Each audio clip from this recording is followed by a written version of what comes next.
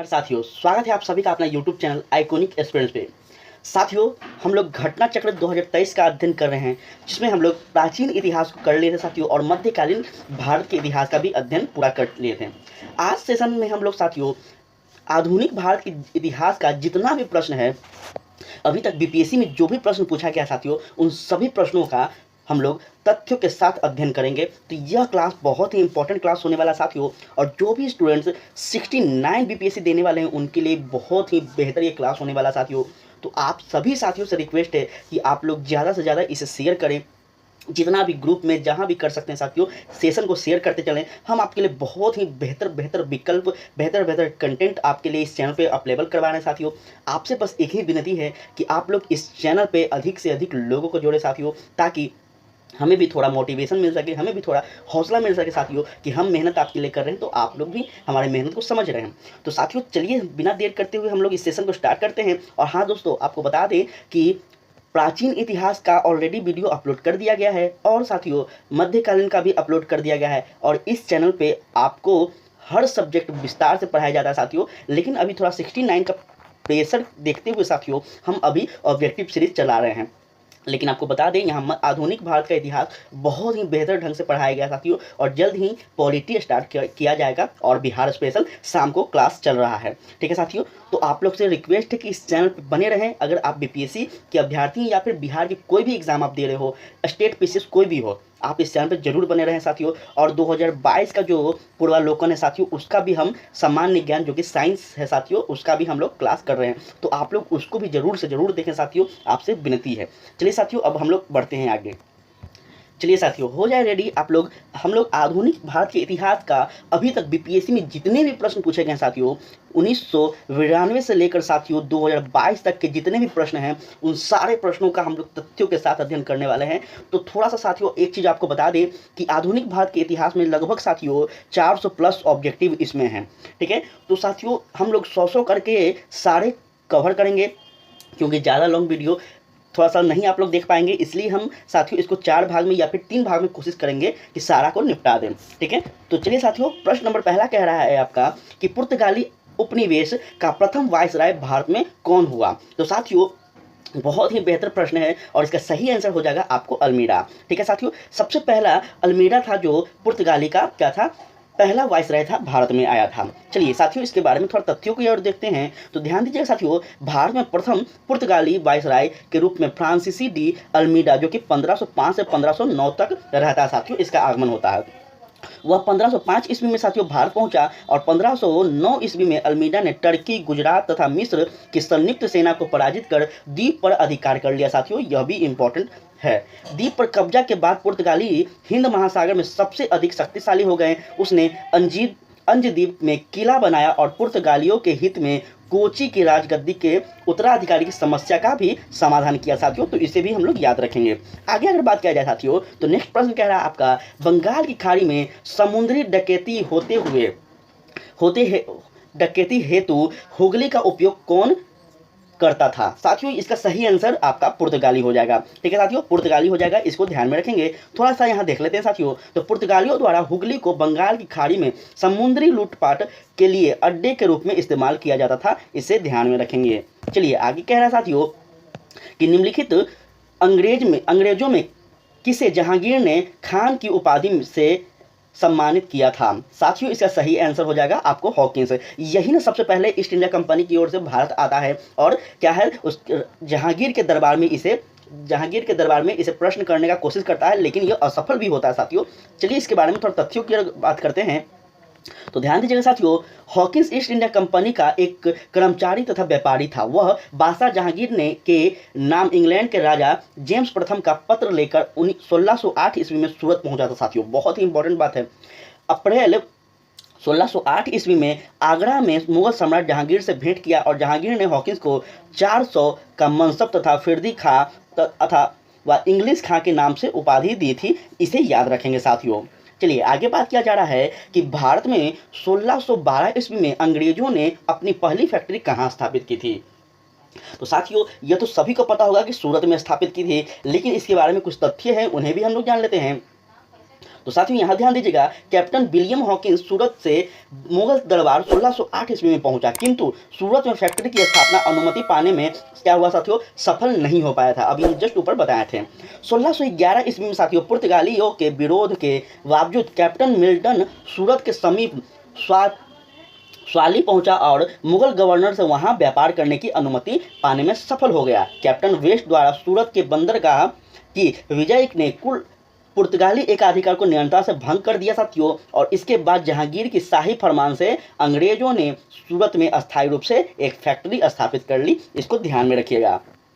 आगे कह रहा साथियों कि आगे है, यहाँ से अंग्रेज ने अपने व्यापार को देश के एक देश से दूसरे देश में क्या करने लगा, फैलाने लगा, और शीघ्र ही अहमदाबाद, बहरामपुर, अजमेर, आगरा, इन सभी जगह पे क्या कर लिया साथियों, तो अपना फैक्ट्री स्थापित कर लिया। नेक्स्ट प्रश्न कह रहा साथियों कि किस मुगल शासक के समय में सर थॉमस रो भारत आया था। बहुत ही बेहतर प्रश्न है साथियों, और इसका सही आंसर हो जाएगा ऑप्शन नंबर सी, जहांगीर। साथियों इसके तथ्यों की ओर देखते हैं तो सर थॉमस रो ब्रिटेन के राजा जेम्स प्रथम के दूत के रूप में सितंबर 1615 ईस्वी में सूरत पहुंचा, और जनवरी 1616 ईस्वी में साथियों अजमेर में मुगल शासक जहांगीर के दरबार में उपस्थित हुआ था। इसको ध्यान में रखिएगा आप लोग। आगे की ओर कह रहा है साथियों कि डच ईस्ट इंडिया कंपनी ने किस वर्ष अपनी फैक्ट्री पटना में स्थापित की थी। साथियों बहुत ही इंपॉर्टेंट है, और इसका सही आंसर हो जाएगा साथियों 1632 ईस्वी में। ठीक है साथियों, 1632 ईस्वी में इसका सही आंसर हो जाएगा।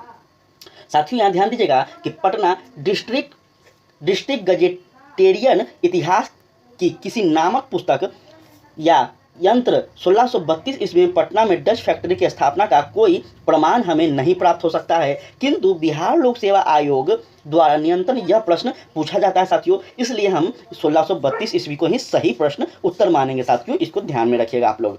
चलिए आगे कह रहा है साथियों, नेक्स्ट प्रश्न है आपका साथियों, थोड़ा सा और तथ्यों की ओर देख लेते हैं साथियों। थोड़ा और तथ्य है, कुछ अप्रमाणित स्रोत में यह प्राप्त होता है साथियों कि सर्वप्रथम डचों ने पटना कॉलेज की उत्तरी इमारत में 1632 ईस्वी में डच फैक्ट्री की स्थापना की थी साथियों, और इनकी रुचि सूती वस्त्र, चीनी, सोडा और साथियों अफीम से संबंधित व्यापार था। इसको ध्यान में रखिएगा। चलिए आगे हम लोग कह रहे हैं साथियों कि निम्नलिखित में से प्रथम कर्नाटक युद्ध का कौन सा तत्कालिक कारण था साथियों। तो आप लोग बताइएगा थोड़ा सा कमेंट में कि कौन सा कारण था साथियों। ठीक है, और इसका सही आंसर हो जाएगा आपका ऑप्शन नंबर डी, अंग्रेजों द्वारा फ्रांसीसी जहाजों का अधिग्रहण किया गया था। यह तत्कालिक कारण था साथियों, जो कि कर्नाटक का युद्ध होता है। चलिए तथ्यों की ओर बात करते हैं तो यहाँ साथियों देखिएगा, कर्नाटक का प्रथम युद्ध जो कि 1786 से 48 के बीच होता है साथियों। ऑस्ट्रिया के उत्तराधिकारी युद्ध जो 1740 ईस्वी में आरंभ हुआ था। आपको पता होगा साथियों यूरोप में यह युद्ध चल रहा था, आप सभी को पता होगा जब वर्ल्ड हिस्ट्री आप लोग पढ़े होंगे तो साथियों ग्रीस सरकार की आज्ञा के विरुद्ध ही दोनों दल में क्या हो गया साथियों, तो 1746 ईस्वी में प्रारंभ हो गया, युद्ध प्रारंभ हो गया। अंग्रेज कैप्टन वर्नेट के नेतृत्व में अंग्रेजी सेना द्वारा कुछ फ्रांसीसी जहाजों पर अधिकार कर लेना यह युद्ध का तत्कालिक कारण था साथियों। प्रथम कर्नाटक युद्ध के समय ही कर्नाटक के नवाब अनबुरुद्दीन ने महफूज खां के नेतृत्व में साथियों 10,000 भारतीय सेना को फ्रांसीसी युग पर आक्रमण करने के लिए भेजा। कैप्टन पेराडाइज के नेतृत्व में साथियों फ्रांसीसी सेना के अद्यार नदी पर स्थित सेंट थॉमस नामक स्थान पर नवाब के क्या हुआ साथियों, नवाब को पराजित किया गया, और यूरोप में युद्ध बंद होने के पश्चात साथियों कर्नाटक में भी युद्ध समाप्त हो गया। एक्स-ला-चैपल की संधि जो कि बहुत ही इंपॉर्टेंट है साथियों 1748 ईस्वी में, इसके तहत क्या होता है साथियों, तो भारत में युद्ध समाप्त होता है। ऑस्ट्रेलिया के उत्तराधिकारी युद्ध समाप्त हो गया तथा मद्रास अंग्रेजों को पुनः प्राप्त हो गया, और साथियों कर्नाटक का प्रथम युद्ध सेंट थॉमस के युद्ध के लिए स्मरणीय है। इसको भी हम लोग याद रखेंगे। आगे कह रहा है साथियों, चलिए साथियों नेक्स्ट प्रश्न कह रहा है 1760 ईस्वी में 60 ईस्वी का प्रसिद्ध वाणीवास का युद्ध अंग्रेजों द्वारा किसके खिलाफ लड़ा गया था साथियों, और इसका सही आंसर क्या हो जाएगा, फ्रांसीसी के द्वारा लड़ा गया था। तथ्यों की ओर बात किया जाए साथियों तो याद रखिएगा 18वीं शताब्दी में भारत में लड़े गए प्रश्नगत युद्धों को सही कालक्रम इस प्रकार किया जा सकता है। सबसे पहला साथियों अंबर का युद्ध जो कि अगस्त 1749 में लड़ा जाता है साथियों। याद रखिएगा मुजफ्फर जंग चंद साहब तथा फ्रांसीसी की संयुक्त सेना ने बेल्लूर के समीप अम्बर नामक स्थान पर साथियों कर्नाटक के युद्ध का अनवरुद्दीन को पराजित किया था तथा उसकी हत्या कर दी थी। साथियों आगे हम लोग बात करें तो याद रखिएगा आगे है साथियों मुजफ्फर जंग दक्कन का सूबेदार बना और इस उपलक्ष्य में उसने अपने हितकारी डुप्ले को क्या किया साथियों, तो कृष्ण नदी के दक्षिणी भाग में मुगल प्रदेश का गवर्नर नियुक्त कर दिया साथियों। उत्तरी सरकार के कुछ जिले भी फ्रांसीसी को दे दिए गए और इसी के अतिरिक्त मुजफ्फरजंग की प्रार्थना पर एक फ्रेंच सेना की टुकड़ी वुस्की के नेतृत्व में हैदराबाद में तैनात कर दी गई। दूसरा था साथियों प्लासी का युद्ध, जो कि आप सभी को पता होगा। प्लासी के युद्ध के समय साथियों अंग्रेजों तथा बंगाल के नवाब सिराजुद्दौला के मध्य युद्ध हुआ और इस युद्ध में साथियों परिणाम स्वरूप अंग्रेजों का पूरा बंगाल पर नियंत्रण हो गया साथियों। ठीक है, तो याद रखिएगा इन चीज़ों को। चलिए आगे हम लोग बात करें साथियों, तो आगे कुछ और भी तथ्य हैं, उन्हें हम लोग जान लेते हैं। समझिएगा साथियों, यहाँ पे क्लाइव ने मीर जाफर को बंगाल का नवाब बनाया। नवाब बनने के बाद मीर जाफर साथियों अंग्रेजों को उनकी सेवाएं के लिए 24 परगन्ने की जमींदारी से पुरस्कृत किया। क्लाइव को 2,34,000 पाउंड की निजी भेंट भी दी साथियों। और लास्ट है साथियों आपका वार्षिक वाक का युद्ध, जो कि जनवरी 1760 में होता है। अंग्रेजों तथा फ्रांसीसी के मध्य युद्ध में फ्रांसीसी पराजित हुए। अंग्रेजी सेना का नेतृत्व सर आइक्रूट साथियों आइक्रूट, जबकि फ्रांसीसी सेना का नेतृत्व काउंट डी लाली ने किया था साथियों। इसको याद रखिएगा आप लोग। ठीक है, आगे है साथियों आपका बक्सर का युद्ध। बक्सर का युद्ध है साथियों 1764 में होता है। आप सभी को पता होगा 22 अक्टूबर 1764 को मीर कासिम अवध के नवाब तथा सिराजुद्दौला एवं मुगल सम्राट शाह आलम द्वितीय की संयुक्त सेना और साथियों अंग्रेजों के बीच होता है।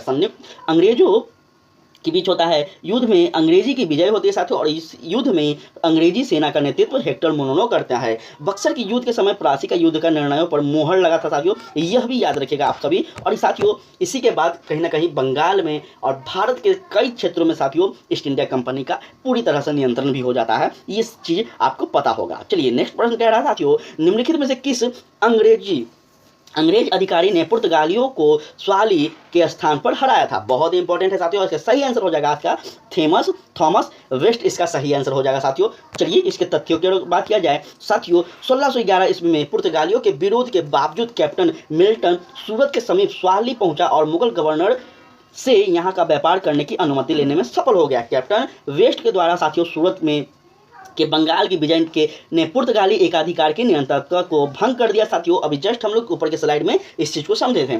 सूरत के अस्थायी रूप से एक फैक्ट्री स्थापित की गई और यहाँ से अंग्रेज ने अपने व्यापार को सभी देशों में फैलाने लगा साथियों। इस चीज़ को हम लोग ऊपर के सेक्शन में पढ़ चुके हैं। तो चलिए साथियों आगे हम लोग बात करते हैं। उस क्षेत्र की पहचान करें जहाँ से यूरोप वासियों को सर्वोत्तम सोडा और अफीम प्राप्त होता था। बहुत ही इंपॉर्टेंट है साथियों। और इसका सही आंसर क्या हो जाएगा, तो इसका सही आंसर हो जाएगा साथियों आपका बिहार। ऑप्शन नंबर ए इसका सही हो जाएगा साथियों। इसको याद रखिएगा आप लोग, बहुत ही इंपॉर्टेंट है। यूरोप वासियों को सर्वोत्तम सोडा और अफीम जो प्राप्त होता था साथियों, वह कहाँ से प्राप्त होता था, तो अपने बिहार क्षेत्र से प्राप्त होता था। इस चीज़ को ध्यान में रखिएगा आप लोग। चलिए आगे कह रहा है साथियों कि अंग्रेजी शासनकाल में भारत का कौन सा क्षेत्र अफीम उत्पादन हेतु प्रसिद्ध था। साथियों इसका सही आंसर अभी जस्ट हम लोग ऊपर देखें सोडा और अफीम के लिए, तो बिहार इसका सही आंसर हो जाएगा। कह रहा है इलाहाबाद की संधि के बाद रॉबर्ट क्लाइव ने मुर्शिदाबाद का दीवान किसे बनाया था साथियों। क्या वह मोहम्मद रजा खां हो जाएगा, सिताब राय हो जाएगा, या फिर साथियों कोई और हो जाएगा। हम लोग यहाँ पे देख लेते हैं साथियों कौन हो जाएगा, राय दुर्लभ हो जाएगा या फिर सैयद गुलाम हुसैन हो जाएगा साथियों। तो मोहम्मद रजा खान हो जाएगा साथियों, ऑप्शन नंबर ए सही। ठीक है, चलिए तथ्यों की ओर बात किया जाए तो यहाँ ध्यान दीजिएगा साथियों, इलाहाबाद की संधि जो कि अगस्त 1765 में होती है। ठीक है, बक्सर के युद्ध के बाद, आप सभी को पता होगा। संधि के अनुसार साथियों भगौड़े सम्राट शाह आलम द्वितीय को अंग्रेजी संरक्षण मिल जाता है साथियों और उसे इलाहाबाद में रखा गया। शाह आलम ने साथियों अपने 12 अगस्त को फरमान द्वारा कंपनी को बंगाल, बिहार, उड़ीसा की दीवानी दे दी। आप सभी को पता होगा साथियों।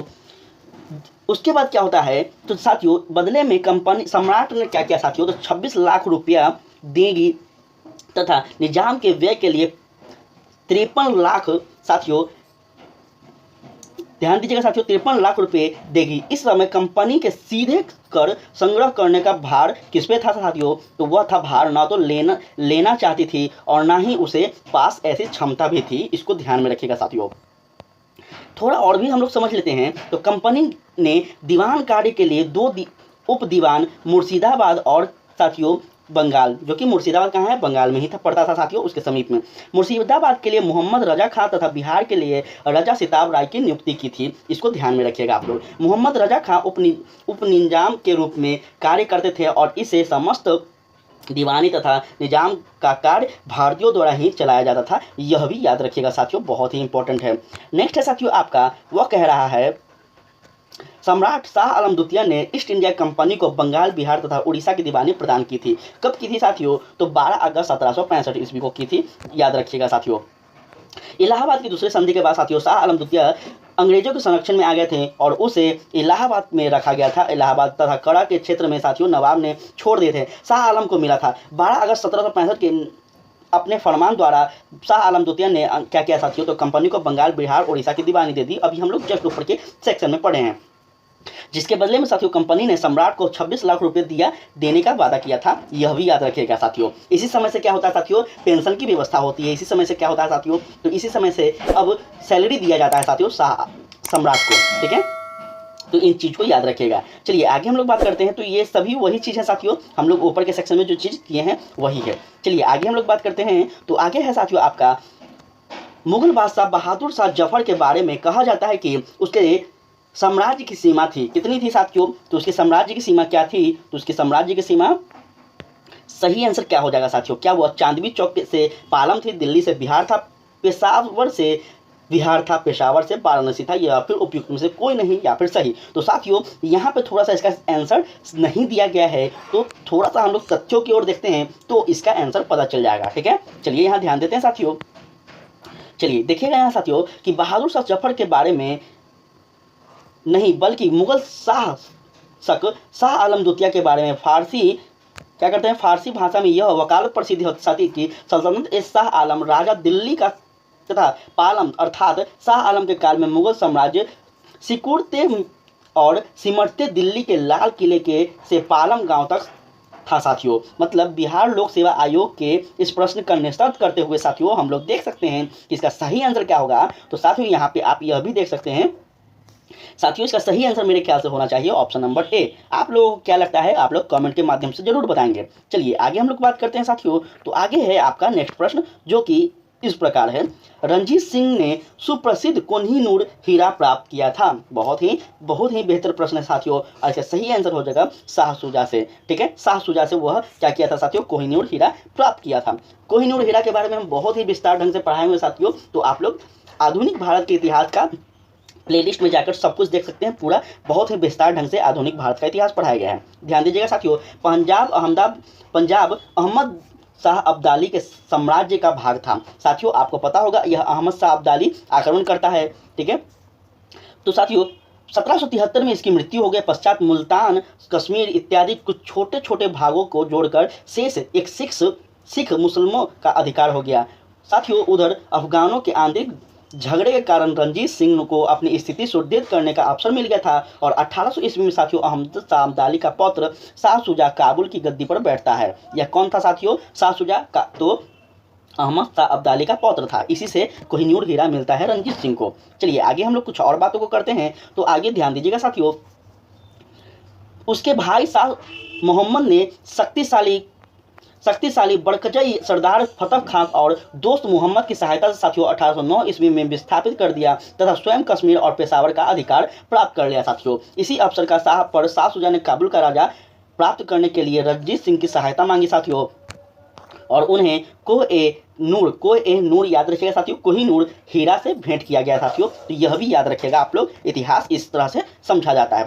नेक्स्ट है साथियों, टीपू सुल्तान ने अपनी राजगद्दी बनाई थी। कहाँ बनाई थी? तो टीपू सुल्तान ने श्रीपट्टनम में अपनी राजगद्दी बनाई थी साथियों, याद रखेंगे। चलिए कुछ तथ्यों की ओर बात किया जाए तो टीपू सुल्तान ने श्रीपट्टनम को अपनी राजधानी बनाया था एवं साथियों यहाँ याद रखिएगा जोकीविल क्लब की स्थापना की और उसका सदस्य भी बना। साथ ही साथियों उसने अपनी राजधानी में फ्रांस और मैसूर के मैत्री का प्रतीक स्वतंत्रता वृक्ष रोपा। टीपू सुल्तान ने अपने समकालीन विदेशी राज्यों से मैत्री संबंध बनाने हेतु तथा अंग्रेजों के विरुद्ध उसकी सहायता प्राप्त करने हेतु साथियों अरब, कुस्तुनतुनिया, आधुनिक और इस्तांबुल, काबुल, मॉरिशन इन सभी क्षेत्रों में क्या किया साथियों? तो दूत मंडल भी भेजे थे। यह भी याद रखिएगा, बहुत ही इंपॉर्टेंट है, आपसे पूछा जा सकता है। साथियों अंग्रेजों ने श्रीपट्टनम की संधि किसके साथ की थी? साथियों याद रखिएगा टीपू सुल्तान के की थी। अब जस्ट हम लोग ऊपर पढ़ें। चलिए तृतीय आंग्ल मैसूर युद्ध जो कि 1790 से 92 के आसपास होता है साथियों, उसी समय श्रीपट्टनम की संधि होती है मार्च 1792 में, ठीक है साथियों। इस संधि में अंग्रेजों की ओर से कार्नवालिस तथा मैसूर की ओर से टीपू सुल्तान में दोनों में संधि होती है और इसके अनुसार टीपू को अपने देश का लगभग 1/2 भाग अंग्रेज तथा उसके साथियों को देना पड़ता है। साथ ही साथियों इस युद्ध के हट जाने के रूप में भी भरना पड़ता है साथियों टीपू सुल्तान को, तो ये याद रखेंगे आप लोग। आगे है आपका कुछ और है साथियों, उसे हम लोग देख लेते हैं। ध्यान दीजिएगा साथियों, टीपू को 3 करोड़ रुपए अंग्रेजों को देना था, तो याद रखिएगा साथियों बहुत ही इंपॉर्टेंट डाटा है।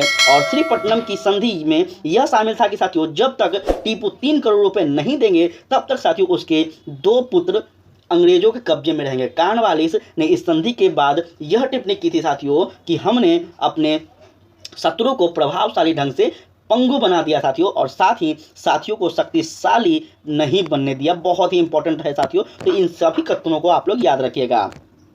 चलिए साथियों नेक्स्ट है आपका कि ठगों का उन्मूलन किसके नेतृत्व में हुआ था। बहुत ही इंपॉर्टेंट है साथियों, और इसका सही आंसर हो जाएगा आपका कैप्टन स्लीमैन। ठीक है साथियों, कैप्टन स्लीमैन के समय में ठगों का जो उन्मूलन था, मतलब ठगी जो प्रथा थी साथियों, इस पर पाबंदी लगाई गई थी। साथियों इसके तथ्यों की ओर अगर बात किया जाए तो यहाँ ध्यान दीजिएगा, ठगों में हिंदू और मुसलमान दोनों धर्मों के अनुयायी सम्मिलित थे। बहुत ही इंपॉर्टेंट है साथियों। परंतु वास्तव में ये लोग काली तथा दुर्गा अवस्था तथा भवानी की पूजा करते थे, और आज भी देखेंगे साथियों कि लोग यही सब करते हैं। आप बहुत कम है, लेकिन गाँव में आज भी देखने को ये सब चीज़ कभी कभी मिल जाते हैं। ठीक है, चलिए उसके बाद कह रहा साथियों आगे कि अपने शिकार पर सिर काटकर देवी के चरणों में बलि के रूप में चढ़ाते थे। उन्हें विश्वास था कि उनका यह धन था विधि तथा विधान है तथा उनके शरीर की मृत्यु उनके भाग्य में उसी प्रकार लिखी होती है। सती प्रथा के प्रश्न पर तो कुछ मतभेद था, किंतु ठगी के विषय में समस्त जनता ने सरकार का समर्थन किया, यह भी याद रखिएगा साथियों। ठीक है, सती प्रथा जब ब्रेक लगाया गया था तो उस पर थोड़ा सा विरोध हुआ था। ठीक है, लेकिन इस पर विरोध नहीं हुआ था, सारे जनता ने उनका समर्थन किया था। लॉर्ड विलियम बेटिंग ने कैप्टन स्लीमैन को ठगों के विरुद्ध कार्यवाही करने के लिए नियुक्त किया था, और उसने लगभग 1500 ठगों को बंदी बना लिया था साथियों, यह भी याद रखिएगा। और अनेक ठगों को फांसी दी गई थी, और शेष को आजीवन क्या किया गया साथियों, आजीवन निर्वासित कर दिया गया था। 1837 के पश्चात साथियों संगठित रूप से ठगी का अंत हो गया, यह भी याद रखिएगा। आपसे पूछा जाएगा कि ठगी प्रथा का अंत कब किया गया, तो याद रखिएगा साथियों 1837 के आसपास पूर्ण रूप से इस पर पाबंदी लगाई गई। बंगाल में द्वितीय शासन प्रणाली किसके द्वारा लागू किया गया था साथियों, इसका सही आंसर हो जाएगा रॉबर्ट क्लाइव के द्वारा। जब आपको पता होगा साथियों कि प्लासी का युद्ध हुआ, बक्सर का युद्ध हुआ था, उसके बाद ही साथियों क्या हुआ था, तो द्वैध शासन लागू होते हैं। चलिए यहाँ पे हम लोग देखते हैं, द्वैध शासन की शुरुआत बंगाल में क्लाइव के समय 1765 ईस्वी में हुआ था साथियों। वॉरेन हेस्टिंग के कार्यकाल में साथियों 1772 ईस्वी में इसका अंत होता है, यह भी याद रखेंगे साथियों। कोर्ट ऑफ डायरेक्टर ने दोहरी प्रशासन प्रणाली को समाप्त किया, और साथियों कलकत्ता परिषद एवं उसके प्रधान को आज्ञा दी कि वे स्वयं दीवान बनने और बंगाल, बिहार, उड़ीसा के प्रबंध को अपने हाथ में लें। वॉरेन हेस्टिंग ने दोनों उप दीवानों को क्या किया साथियों, दोनों उप दीवानों को यहाँ ध्यान दीजिएगा साथियों, मोहम्मद रजा और राज सिजाब राय के युक्त कर दिया था, यह भी आप लोग याद रखेगा। और साथियों यह भी याद रखेगा कि यह द्वैध शासन के अंतर्गत भारत में अनेकों क्षेत्र पर, खास करके बंगाल में साथियों लूट का काल प्रारंभ होता है, तो यह भी याद रखिएगा। इसी समय बंगाल में भयानक अकाल देखने को मिलते हैं साथियों, इस चीज को आप लोग याद रखिएगा। चलिए आगे कह रहा है साथियों कि द्वैध शासन का जनक किसे माना जाता है साथियों, द्वैध शासन का जनक आपको हेक्टर मुनरो को माना जाता है साथियों, इसे याद रखिएगा, बहुत ही इंपॉर्टेंट है। चलिए आगे हम लोग बात करते हैं साथियों, तो आगे कुछ तथ्यों की ओर देख लेते हैं कि सर विलियम टर्किक और द्वैध शासन का जनक माना जाता है साथियों। इसमें दीवानी और विराजत कानून व्यवस्था की जिम्मेदारी अलग अलग कर दी गई थी, तो यह भी याद रखिएगा, बहुत ही इंपॉर्टेंट है साथियों। भारत में प्रथम रेलवे लाइन किस ब्रिटिश गवर्नर के समय में बिछाई गई थी, बहुत इंपॉर्टेंट है बहुत, और याद रखिएगा साथियों लॉर्ड डलहौजी के समय में यह बिछाई गई थी साथियों, यह याद रखिएगा। चलिए तथ्यों की ओर बात किया जाए तो भारत में साथियों रेल निर्माण की दिशा प्रथम प्रयास ब्रिटिश गवर्नर लॉर्ड डलहौजी द्वारा किया गया था साथियों, याद रखिएगा। प्रथम रेलवे लाइन 1853 ईस्वी में साथियों कहाँ, बंबई से थाने के बीच डलहौजी के समय बिछाई गई थी साथियों। दूसरी रेलवे लाइन 1854 ईस्वी में कलकत्ता से रानीगंज के बीच हुई थी साथियों, यह भी याद रखिएगा, आपसे पूछा जा सकता है। कह रहा साथियों कि मुंगेर का बहरी जात लाल विरोध का उद्देश्य क्या था साथियों, याद रखेंगे, इसका सही हो जाएगा आपका ऑप्शन नंबर ए, वकासत भूमि की वापसी की मांग करना। ठीक है, चलिए समझते हैं साथियों थोड़ा इन तथ्यों को। तो मुंगेर के वहड़ियात लाल विरोध का उद्देश्य वकासत भूमि की वापसी की मांग था और यह आंदोलन साथियों 1936 से 38 के बीच कल्याणानंद शर्मा के नेतृत्व में चलाया गया था। यह याद रखना होगा आप सभी को। आगे कहता है कि 1857 में भारत का गवर्नर जनरल कौन था साथियों, याद रखेंगे केनिन था। यह भी आप लोग याद रखेंगे साथियों, बहुत ही इंपॉर्टेंट है। तथ्यों की ओर बात किया जाए तो 1857 के विरोध के समय साथियों भारत का गवर्नर जनरल लॉर्ड कैनिन था। याद रखेंगे साथियों, लॉर्ड कैनिन साथियों भारत की कंपनी के द्वारा नियुक्त अंतिम गवर्नर जनरल था तथा ब्रिटिश सम्राट के अधीन नियुक्त भारत का प्रथम वायसराय था साथियों, बहुत ही इंपॉर्टेंट है, याद रखेंगे। चलिए नेक्स्ट है साथियों आपका कि अंग्रेजी भारतीय सेना में चर्बी वाले कारतूस के चलने वाली एलडी फील्ड राइफल कब शामिल की गई थी, बहुत ही इंपॉर्टेंट है। और इसका सही आंसर हो जाएगा साथियों क्या, तो इसका सही आंसर हो जाएगा आपका ऑप्शन नंबर बी, सितंबर 1856 ईस्वी में, याद रखिएगा साथियों। जान लेते हैं थोड़ा इसको तथ्यों को। तो दिसंबर था यहाँ पे, क्षमा चाहेंगे, दिसंबर 1856 में होता है साथियों, याद रखेंगे। दिसंबर 1856 में साथियों सरकार ने पुराने लोहे वाली बंदूक ब्राउन बेस के स्थान पर नवीन एनफील्ड राइफल के प्रयोग का निश्चय किया साथियों। इस राइफल में दमदम, अंबाल और स्थालकोट में बने चर्बी युक्त कारतूसों का प्रयोग किया गया था साथियों, जिसमें गाय और सूअर की चर्बी होती थी, याद रखेगा। और यही साथियों कारण भी था, तत्कालिक कारण 1857 की। चलिए आगे हम लोग बात करें तो आगे है साथियों नेक्स्ट आपका, वहाँ पे ध्यान देते हैं हम लोग साथियों। यहाँ पे कुछ तथ्य और भी हैं, इसे ध्यान दीजिएगा। तो इन नए राइफल में कारतूस के ऊपर भाग को मुंह से काटना पड़ता था साथियों। और जनवरी 1857 में बंगाल सेना में यह अफवाह फैल गई कि चर्बी वाले कारतूस में गाय और सूअर की चर्बी है। सैनिकों ने साथियों अधिकारियों से यह अफवाह को जांच करने हेतु बोला, परंतु इसका खंडन भी किया गया। किंतु सैनिकों का विश्वास हो गया कि साथियों चर्बी वाले कारतूस का प्रयोग कर उनके धर्म को भ्रष्ट कर दिया जाएगा और इसी के स्वरूप 1857 का विद्रोह तत्कालिक कारण होता है, ध्यान दीजिएगा साथियों। नेक्स्ट कह रहा है साथियों 1857 के विद्रोह का नेतृत्व बिहार में किसने किया था, बहुत इंपॉर्टेंट है और यह सभी को पता होगा कि बिहार में कुंवर सिंह करते हैं, ठीक है साथियों। चलिए इनके तथ्यों की ओर बात करें तो साथियों यहाँ ध्यान दीजिएगा, 1857 में जगदीशपुर में विद्रोह की अगुवाई करने वाले कुंवर सिंह बिहार के आरा जिले से संबंधित थे।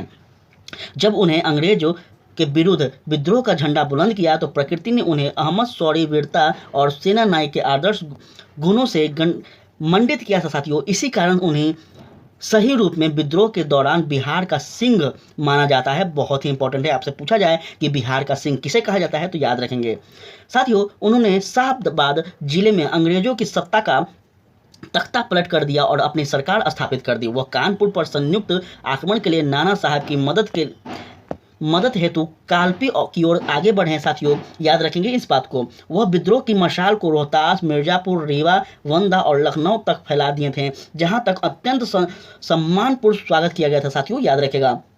अपनी अंतिम सफलता के लिए रूप में उन्होंने अपने गृह नगर जगदीशपुर के निकट अंग्रेजों को बुरी तरह पराजित किया था। इसी युद्ध में साथियों उनका क्या होता है तो उन घायल हो जाते हैं और उनकी मृत्यु 26 अप्रैल 1858 की उनकी मृत्यु हो जाती है। मृत्यु के पश्चात साथियों उनका भाई यह नेतृत्व को संभालते हैं, याद रखिएगा साथियों, अमर सिंह। लेकिन साथियों 1858 में अंग्रेजों के विरुद्ध संघर्ष जारी रहता है और कुछ ही दिनों के बाद साथियों इस विरोध को क्या किया जाता है, दबा दिया जाता है, यह भी याद रखिएगा।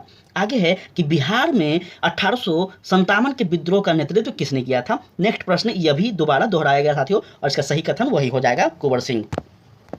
चलिए जगदीशपुर के किस व्यक्ति ने 1857 के विप्लव में क्रांतिकारी का नेतृत्व किया था साथियों, यह भी वही हो जाएगा आपका कुंवर सिंह, सही आंसर। चलिए आगे हम लोग देखें तो आगे साथियों आपका कुंवर सिंह राजा थे। कुंवर सिंह कहते हैं राजा थे, क्या यह कथन सही है? चलिए देखते हैं साथियों। तो इसका सही कथन क्या हो जाएगा, जगदीशपुर के राजा थे, यह सही है। उन्होंने अपनी सरकार बना ली थी, याद रखिएगा साथियों इस चीज को। देखिए बिहार के शहदाबाद जिले के जगदीशपुर ग्राम में 1782 ईस्वी को साथियों जन्मे कुंवर सिंह ने जगदीशपुर की जमींदारी संभाली थी और जगदीशपुर ने से उन्हें 1857 के विद्रोह का नेतृत्व भी किया था। 26 अप्रैल 1858 की इनकी मृत्यु हो गई और 1857 के विद्रोह के समय इनकी अहमद, साहस, वीरता और कुशल सेना नायक के कारण इन्हें बिहार का सिंह कहा जाता है साथियों, याद रखिएगा इन बातों को।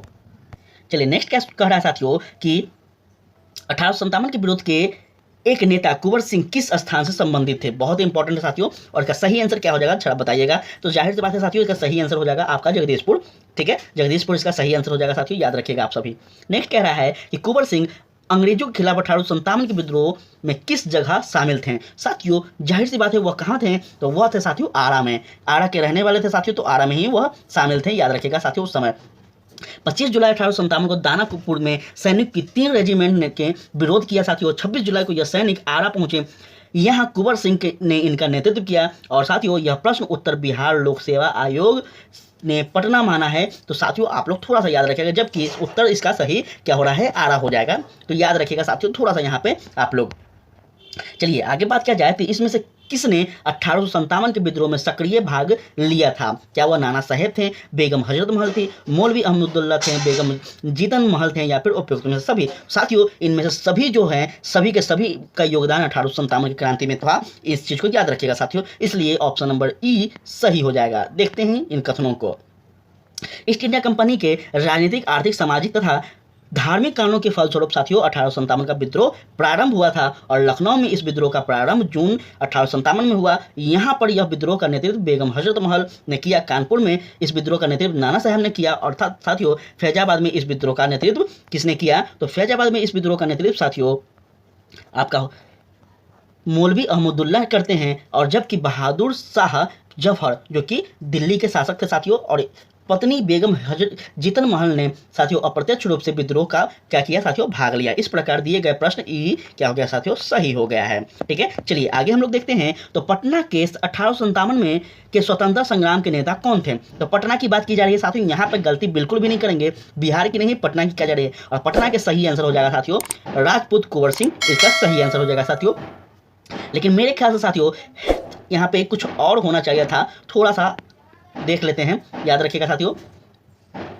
चलिए इसी को सही मान लेते हैं साथियों, लेकिन मेरे ख्याल से थोड़ा सा यहाँ पे डाउट था। ठीक है, आप लोग भी बताइएगा, क्योंकि साथियों पटना यह तो आरा से कर रहे हैं, लेकिन पटना से एक मुझे नाम अभी एग्जैक्ट नहीं याद आ रहा है, कोई पीर अली करके थे शायद, जो कि एक पुस्तक विक्रेता थे, उन्होंने नेतृत्व किया था शायद, मेरे ख्याल से याद नहीं आ रहा है अभी। हम 1857 क्रांति पढ़ाए हैं तो वहाँ पे बताए हैं साथियों। आगे ध्यान देते हैं। तो पटना जो कि बिहार, जगदीशपुर के जमींदारी कुंवर सिंह ने विरोध का नेतृत्व किया था। उनकी जमींदारी कंपनी की नीति के कारण छीन गई थी, और उन्हें भी अपने शेष अभिव्यक्ति का विरोध कर दिया था, याद रखिएगा साथियों।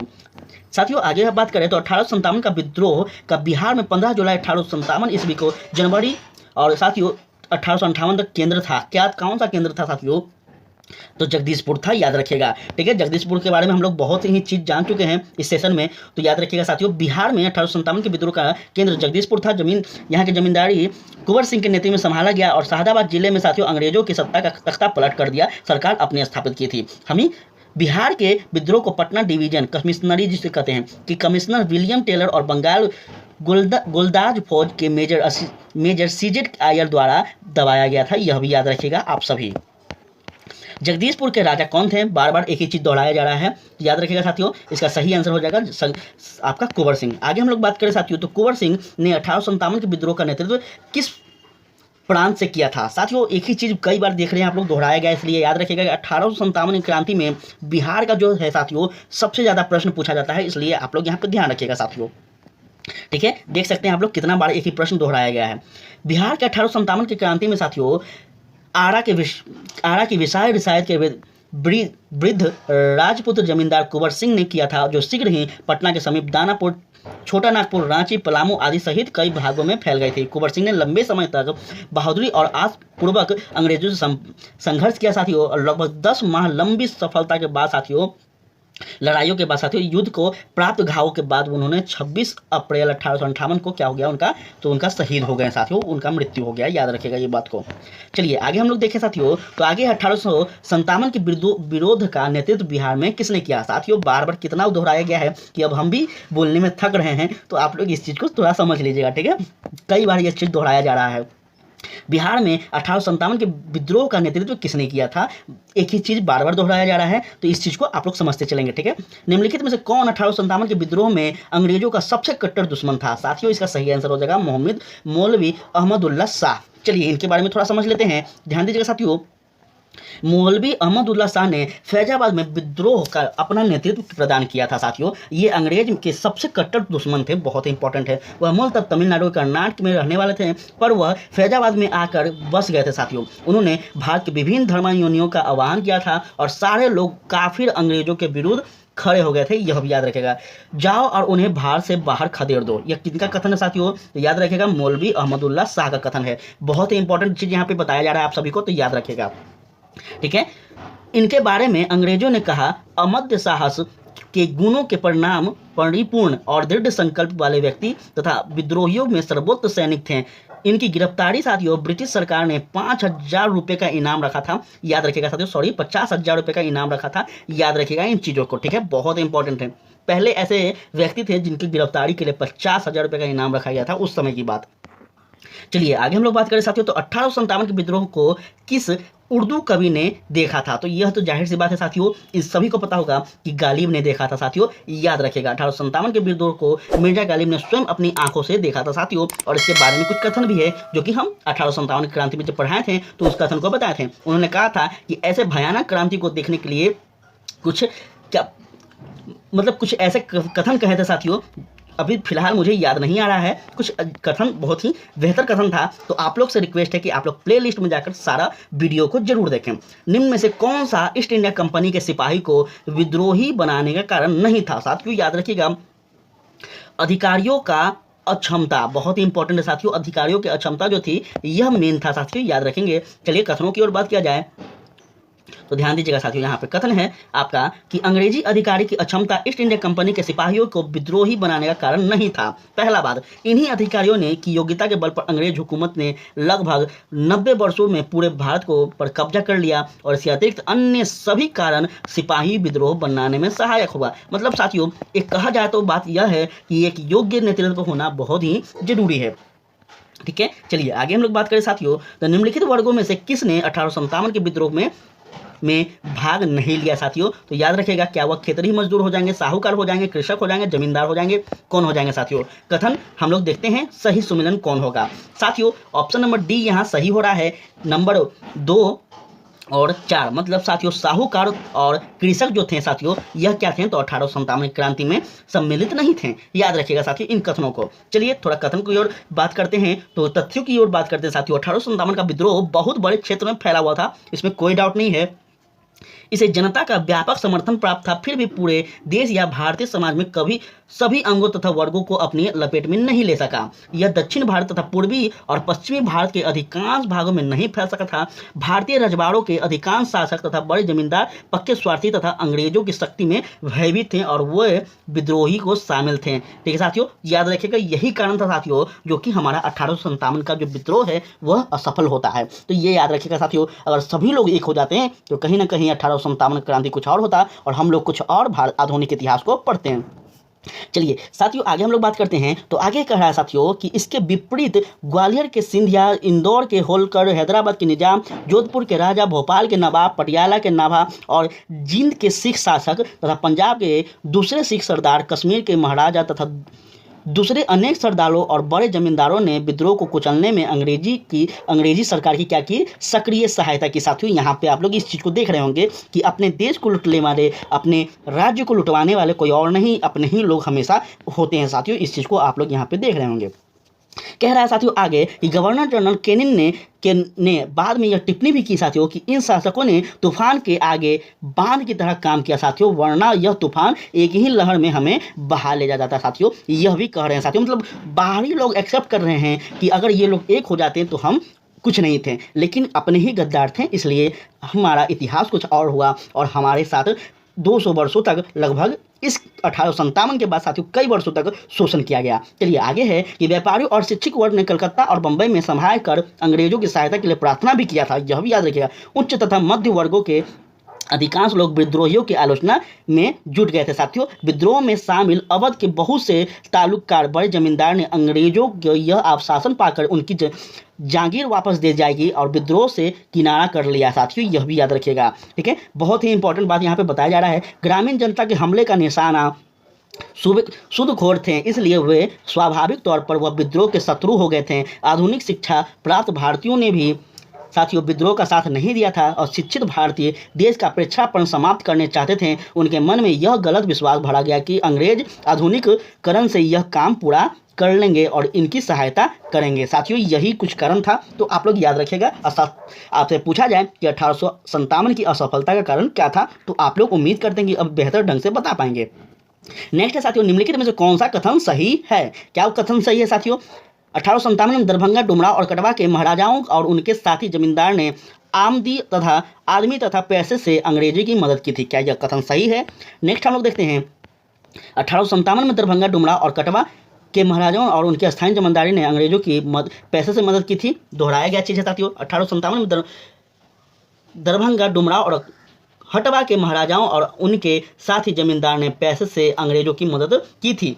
आमदनी से सही है, आमदनियों से नहीं, याद रखिएगा साथियों। या फिर नेक्स्ट है 1857 में दरभंगा, डुमराव और हटवा के महाराजाओं और उनके साथी जमींदारों ने अंग्रेजों का विरोध किया था। इसमें से कौन सा कथन सही है बताइए साथियों। तो ऑप्शन नंबर ए सही हो जाएगा, आपको याद रखिएगा।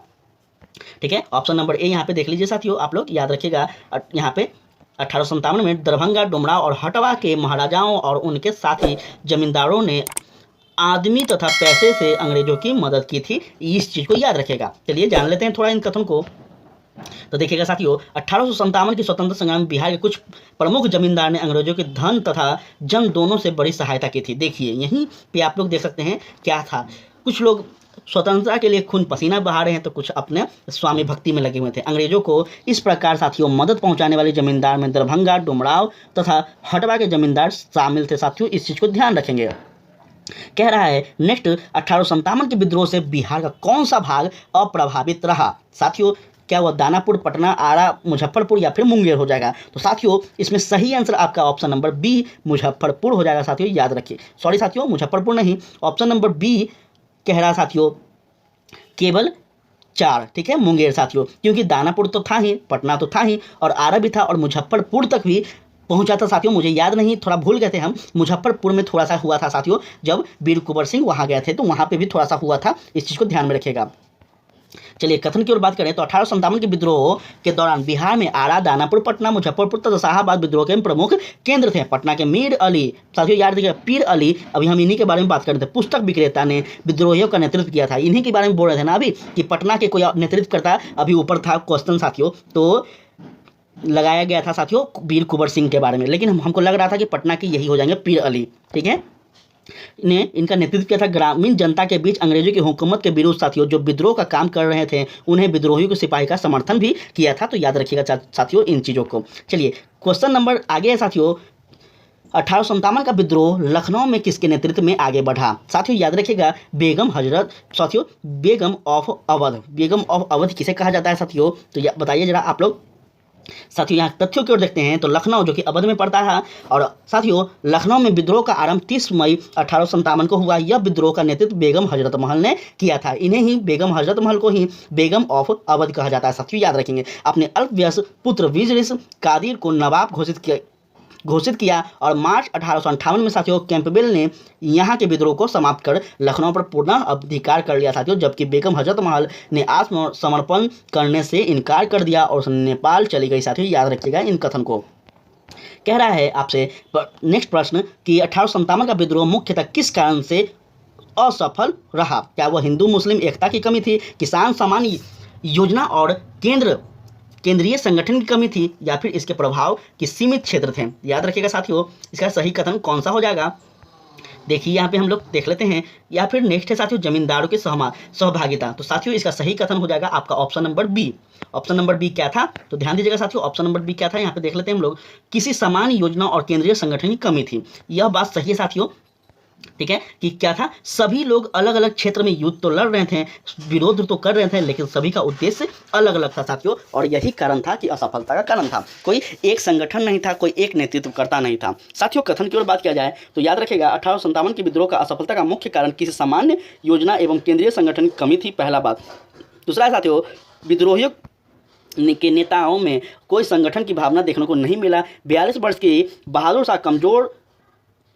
शाह कमजोर था, उसके द्वारा विभिन्न सरदारों का आह्वान करना काफ़ी नहीं था। साथ ही विद्रोहियों ने वीरता ने तो दिखाई और सरकार का विनाश करने के लिए तुले हुए, प्रभावित प्रतीत हुए, किंतु ऐसा करने में लिए उनके पास किसी सुनियोजित कार्यक्रम का पूर्ण अभाव था। साथियों याद रखिएगा इन चीज़ों को। आगे है साथियों, आगे कह रहा है उनमें अनुशासन की कमी थी। कभी कभी तो वो अनुशासित सेना के बजाय दंगाई भी बन जाते थे, तरह तरह के व्यवहार करते थे। विदेशी शासन के प्रति एक साहसिक घृणा को छोड़कर कोई संबंध सूत्र नेताओं के बीच नहीं था। साथियों किसी क्षेत्र विशेष के से ब्रिटिश सत्ता को उखाड़ फेंकने के बाद उन्हें पता भी नहीं होता था कि उनकी जगह किस प्रकार की राजनीतिक सत्ता की एवं संस्था की स्थापना की जाए। तो याद रखिएगा साथियों इन चीज़ों को। उनके पास एक भविष्योत्मुख कार्यक्रम, सुगम विचारधारा, राजनीतिक प्रतिपेक्ष और भावी समाज अर्थव्यवस्था के प्रति एक स्पष्ट दृष्टिकोण का अभाव था। साथियों तो याद रखेंगे इन चीज़ों को। कुल मिलाकर साथियों यह कह सकते हैं कि सही उद्देश्य नहीं था, सही नेतृत्वकर्ता नहीं थे। साथियों यही होता था। और संगठन में कभी भी साथियों याद रखिएगा, एक नेतृत्वकर्ता बेहतर नहीं होंगे तो संगठन कभी भी सफल नहीं होगा। यह याद रखिएगा, उनका उद्देश्य कभी सफल नहीं होगा, क्योंकि सभी अपने मन की करेंगे और सभी अपने मन के मालिक हो जाते हैं। चलिए नेक्स्ट है साथियों कि विचार कीजिए। कथन ए, कथन क 1857 में प्रथम स्वतंत्रता संग्राम, ब्रिटिश सरकार ने स्वतंत्रता प्राप्त करने में असफल रहा। कथन का, बहादुर शाह जफर के नेतृत्व को जन सहयोग नहीं मिला और अधिकांश महत्वपूर्ण रियासत के शासक उनका साथ देने में कतरा गए थे। साथियों कौन सा कथन सही है बताइएगा आप लोग। साथियों इसका सही कथन हो जाएगा ऑप्शन नंबर ए, दोनों। क्या हो जाएगा साथियों, दोनों। क और का सत्य है और का सही स्पष्टीकरण है। तो इसका सही कथन ए क हो जाएगा। साथियों जान लेते हैं इसके बारे में थोड़ा। तो 1857 का विद्रोह का स्वरूप मुख्यतः सामंतवादी था। बहुत इंपॉर्टेंट है, सामंतवादी था, याद रखिएगा, जिसमें कुछ राष्ट्रवाद के तत्व विद्यमान थे। अवध तथा रुहेलखंड के तथा अन्य उत्तरी भारत के सामंतवादी तत्वों ने विद्रोह का नेतृत्व किया था। और साथियों दूसरी ओर अन्य सामंतवादी तत्वों यथा पटियाला, जींद, ग्वालियर व हैदराबाद के राजाओं ने इस विद्रोह का दमन करने में सहायक भी किया था। साथियों याद रखिएगा, संकट के समय कैनिंग ने कहा था, यदि सिंधिया भी विद्रोह में शामिल हो जाए तो मुझे कल ही बिस्तर गोल करना पड़ जाएगा। तो साथियों इस चीज़ को समझ सकते हैं कि बहुत लोग इस चीज़ को एक्सेप्ट कर रहे थे साथियों कि अगर सभी राज्य के राजाओं, सभी राज्य के सूबेदार, जमींदार सभी मिल जाते हैं तो 1857 क्रांति कुछ और होता। साथियों यह हम बार बार आपको दिखा रहे हैं, बार बार बोल रहे हैं। ठीक है, चलिए आगे है साथियों कि महारानी विक्टोरिया ने भारतीय प्रशासन को ब्रिटिश राज के नियंत्रण में लेने की घोषणा कब की थी। तो साथियों इसका सही आंसर हो जाएगा आपका 1 नवंबर 1858। जब 1857 का विद्रोह समाप्त होता है साथियों, उसके कुछ ही महीनों के बाद 1858 1 नवंबर 1858 को क्या होता है साथियों, कंपनी का समाप्त हो जाता है और अब क्राउन का शासन प्रारंभ होता है। चलिए आगे साथियों इसके कथन की ओर बात करते हैं। तो देखिए यहाँ पे कथन है कि साथियों 1857 की क्रांति के दमन के पश्चात 1 नवंबर 1858 को महारानी विक्टोरिया ने भारतीय प्रशासन को ब्रिटिश राज के नियंत्रण में लेने की घोषणा की। यह घोषणा के बाद भारत में कंपनी के शासन को समाप्त कर सीधे क्राउन का शासन के अधीन कर दिया गया साथियों, और एक भारत मंत्री सचिव तथा 15 सदस्य वाली ईस्ट इंडिया काउंसिल की स्थापना की गई। तत्कालीन गवर्नर जनरल लॉर्ड कैनिंग को ही भारत का प्रथम वायसराय बनाया गया। यह भी याद रखेंगे आप लोग। नेक्स्ट है कि 1857 के विद्रोह के बाद ब्रिटिश सरकार ने सिपाहियों का किन प्रांतों से चयन किया था। साथियों गोरखा, सिख एवं पंजाबी क्या थे साथियों, उत्तर प्रांत से क्या किया था, तो अपने सेना में सिपाही लिए थे। यह भी याद रखिएगा, बहुत इंपॉर्टेंट है। चलिए जान लेते हैं कथनों को। तो साथियों 1857 के विद्रोह के बाद ब्रिटिश सरकार ने सिपाहियों का चयन गोरखा, सिख एवं पंजाब के उत्तर प्रांत से किया था। याद रखिएगा, क्योंकि सबसे ज़्यादा 1857 की क्रांति में अगर क्षति हुआ है साथियों तो सैनिकों के द्वारा ही किया गया है। इसलिए अंग्रेज सरकार भी क्या हो गई थी साथियों, समझ गई थी, और अब वह सभी को सेना में क्या कर रही थी साथियों, नहीं शामिल कर रही थी। 1857 के विद्रोह को भड़काने में उत्तर प्रदेश एवं बिहार के सैनिकों के महत्वपूर्ण भूमिका निभाई। इसलिए ब्रिटिश सरकार ने इन्हें क्या किया, संदेह की दृष्टि से देखती थी साथियों। विद्रोह के समय बंगाल सेना के 60% सैनिक तथा अवध सेना के उत्तरी पश्चिम प्रांत के थे। याद रखिएगा साथियों 60%, बहुत इंपॉर्टेंट है डाटा है। विद्रोह के लिए साथियों भारतीय सेना उत्तरदायी थी। इस कारण 1 नवंबर 1858 को महारानी विक्टोरिया की घोषणा पत्र के अंतर्गत सेना का पूर्ण गठन किया गया, जो विभाजन और प्रतिलोभन की नीति पर आधारित थी। तो याद रखिएगा साथियों इन चीज़ों को। ठीक है, चलिए आगे साथियों निम्नलिखित में से किसने 1857 का विद्रोह को एक षड्यंत्र की संज्ञा दी थी साथियों। तो याद रखिएगा कौन था, वह sir James Outram and W Taylor थे साथियों, यह याद रखिएगा। ठीक है, चलिए जान लेते हैं थोड़ा सा।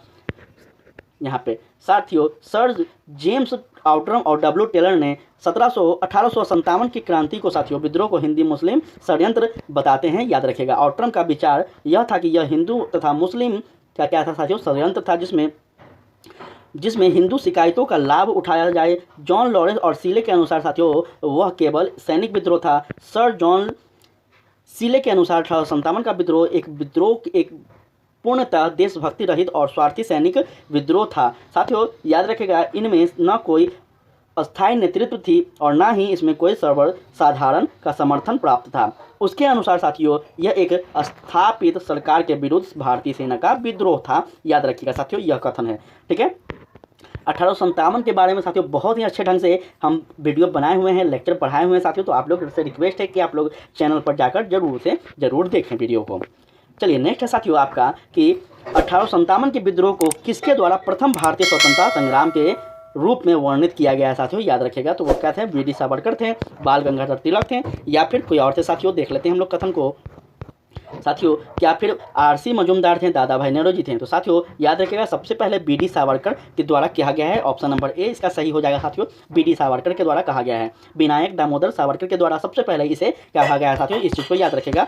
चलिए इनके बारे में थोड़ा जान लेते हैं साथियों। तो बीडी सावरकर ने अपनी पुस्तक the Indian war of independence 1857 में क्या किया साथियों, तो इस विद्रोह को सुनियोजित स्वतंत्रता तथा संग्राम तथा प्रथम भारतीय स्वतंत्रता संग्राम की संज्ञा दी है साथियों। इसको ध्यान में रखिएगा आप लोग, आप सभी से रिक्वेस्ट है साथियों। और साथियों आज के लिए हम लोग इतना ही रहने देते हैं, काफ़ी लॉन्ग वीडियो हो चुका है। कल हम लोग 51 क्वेश्चन से सारा फिर से डिस्कशन करेंगे साथियों। कैसा लगा आप सभी को यह सेशन, बहुत ही आप लोग कमेंट करके जरूर बताइएगा साथियों।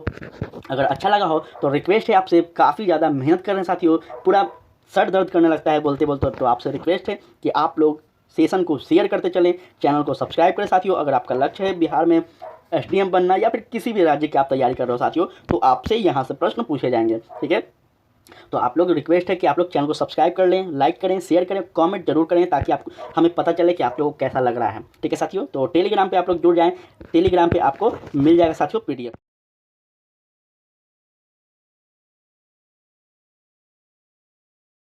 नमस्कार साथियों, स्वागत है आप सभी का अपना YouTube चैनल आइकॉनिक एस्पिरेंट्स पे। साथियों हम लोग घटना चक्र 2023 का अध्ययन कर रहे हैं साथियों, जिसमें हम लोग प्राचीन भारत के इतिहास का अध्ययन कर चुके हैं, मध्यकालीन भारत के इतिहास का सारा ऑब्जेक्टिव वाइज अध्ययन कर चुके हैं साथियों, और आधुनिक भारत का इतिहास का जितना भी प्रश्न पूछा गया था साथियों, इस पर हम लोग अध्ययन कर रहे थे, जिसका पार्ट 1 कल अपलोड कर दिया गया साथियों। आज पार्ट 2 हम लोग में देखेंगे साथियों आगे के प्रश्नों को।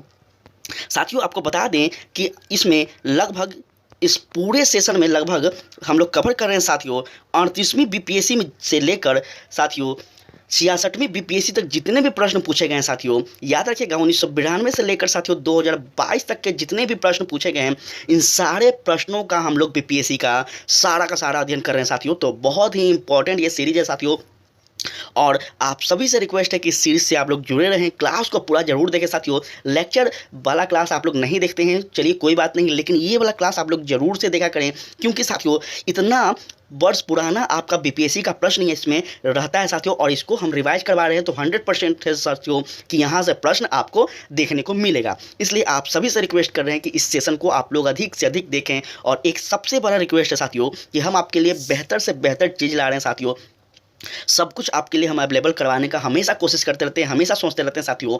और आप सबसे भी रिक्वेस्ट है कि साथियों चैनल पे अधिक से अधिक लोगों को जोड़ें, इसलिए ताकि हमें भी मोटिवेशन मिलते रहे, हमें भी हौसला मिलते रहे कि हम आपके लिए जो कर रहे हैं आप चीज़ों को समझ पा रहे हैं और आप हमें एक्सेप्ट कर पा रहे हैं। और सबसे इंपॉर्टेंट बात साथियों कि आप लोग कॉमेंट जरूर करा करें चैनल पर साथियों, लेक्चर जैसा भी लगे कॉमेंट जरूर करा करें, ताकि हमें पता चले साथियों कि सही है या फिर गलत है।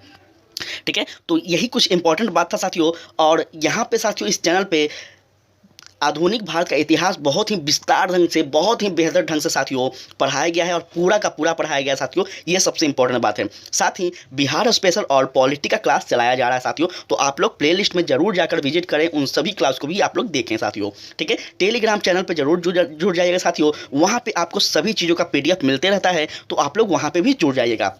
ठीक है साथियों, तो चलिए हम लोग कल 50 प्रश्नों का हम लोग पूरा अध्ययन किए थे साथियों, तथ्यों के साथ। आज 51 से हम लोग आगे के प्रश्नों का श्रृंखला को हम लोग देखेंगे साथियों। तो स्टार्ट करते हैं अपने लेक्चर को, चलिए साथियों देखते हैं आगे। चलिए ध्यान दीजिएगा साथियों, यहाँ पे प्रश्न नंबर 51 आपका, यहाँ से हम लोग कल की क्लास को अंत किए थे, तो आज यहीं से स्टार्ट कर रहे हैं। साथियों प्रश्न पहला कह रहा है, निम्नलिखित में कौन सा आयोग 1857 के विद्रोह का दमन के बाद भारतीय फौज के नव संगठन से संबंधित है? बहुत इंपॉर्टेंट है साथियों, ध्यान दीजिएगा। इसका सही आंसर हो जाएगा आपका कौन सा हो जाएगा साथियों? इसका सही आंसर तो पील आयोग हो जाएगा साथियों, याद रखिएगा। क्षमा चाहेंगे साथियों, हंटर आयोग नहीं होगा, यह तो जलियांवाला बाग हत्याकांड में इसका यह आयोग बना था। ठीक है, तो इसका सही आंसर क्या हो जाएगा साथियों? इसका सही आंसर ऑप्शन नंबर बी हो जाएगा। ठीक है, चलिए साथियों अब इसके बारे में थोड़ा तथ्यों की हम लोग ध्यान दीजिएगा, तथ्यों पर हम बात कर लेते हैं। तो साथियों 1857 के विद्रोह के दमन के बाद ब्रिटिश सरकार ने भारतीय फौज के नव गठन के लिए पील आयोग का गठन किया था। आपसे पूछा जाएगा कि पील आयोग का गठन कब किया गया था और किस लिए किया गया था, तो अब आप बता सकती हैं। जिसमें सेना के रेजिडेंटों की जाति, समुदाय और धर्म के आधार पर विभाजित किया गया था साथियों, यह भी याद रखिएगा। यहाँ से होता है साथियों विभाजन की प्रक्रिया, आप यहाँ से भी आप लिख सकते हैं साथियों, सांप्रदायिकता की एक नींव रखी जाती है यहाँ पे भी। ठीक है, यूरोपीय सैनिकों की संख्या जो 1857 के पूर्व साथियों 45,000 थी, वही साथियों आप याद रखिएगा 65,000 कर दी गई साथियों, तथा भारतीय सेनाओं की संख्या 2,38,000 से घटाकर साथियों 1,40,000 कर दी गई साथियों, याद रखिएगा इस बात को। ठीक है, बंगाल में यूरोपीय सैनिकों का भारतीय सैनिकों से 1:1:2 का अनुपात रखा गया साथियों, जबकि मद्रास तथा बंबई में यह अनुपात 1:3 रखा गया। ठीक है साथियों, और वहीं आपको बता दें कि बंगाल में साथियों प्लासी के युद्ध के बाद अगर बात की जाए तो भारतीय और यूरोपीय सैनिकों की अनुपात की बात की जाए साथियों तो 1:5 था। ठीक है साथियों, ठीक है 1:5 था, मतलब 5 अगर साथियों भारतीय थे तो 1 कौन थे साथियों? तो यूरोपीय थे। इस प्रकार का अनुपात था साथियों, ये भी आप लोग याद रखिएगा। चलिए नेक्स्ट प्रश्न कह रहा है कि नील विद्रोह किसके बारे में था? साथियों नील विद्रोह किसके बारे में था? क्या वह रैयत नील की खेती नहीं करना चाहते थे पर जबरदस्ती करवाई जा रही थी? यह था रैयत नील की खेती करना चाहते थे पर उन्हें जबरदस्ती रोका जा रहा था। क्या साथियों रैयत नील की खेती नहीं करना चाहते थे पर उनमें एक अमान्य मूल्य पर जबरदस्ती कार्रवाई की जा रही थी? या फिर साथियों नील रंग के झंडे वाला एक विद्रोही आंदोलन था? उपयुक्त में से कौन सा सही कथन होगा साथियों? याद रखिएगा,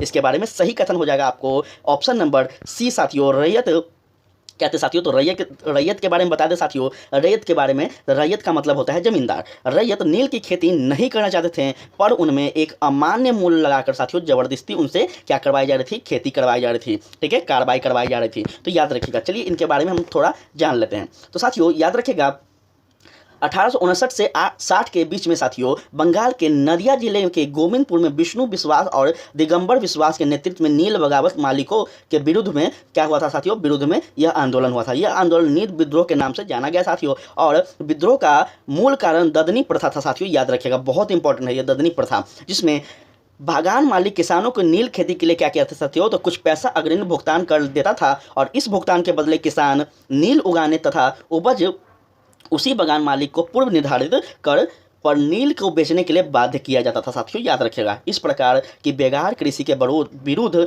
किसानों का विद्रोह नील विद्रोह का रूप ले लिया साथियों, और इस पर दीनबंधु मित्र ने नील दर्पण नामक एक नाटक भी लिखा है साथियों, बहुत इंपॉर्टेंट है, तो याद रखेंगे इस चीज़ को। नेक्स्ट कह रहा साथियों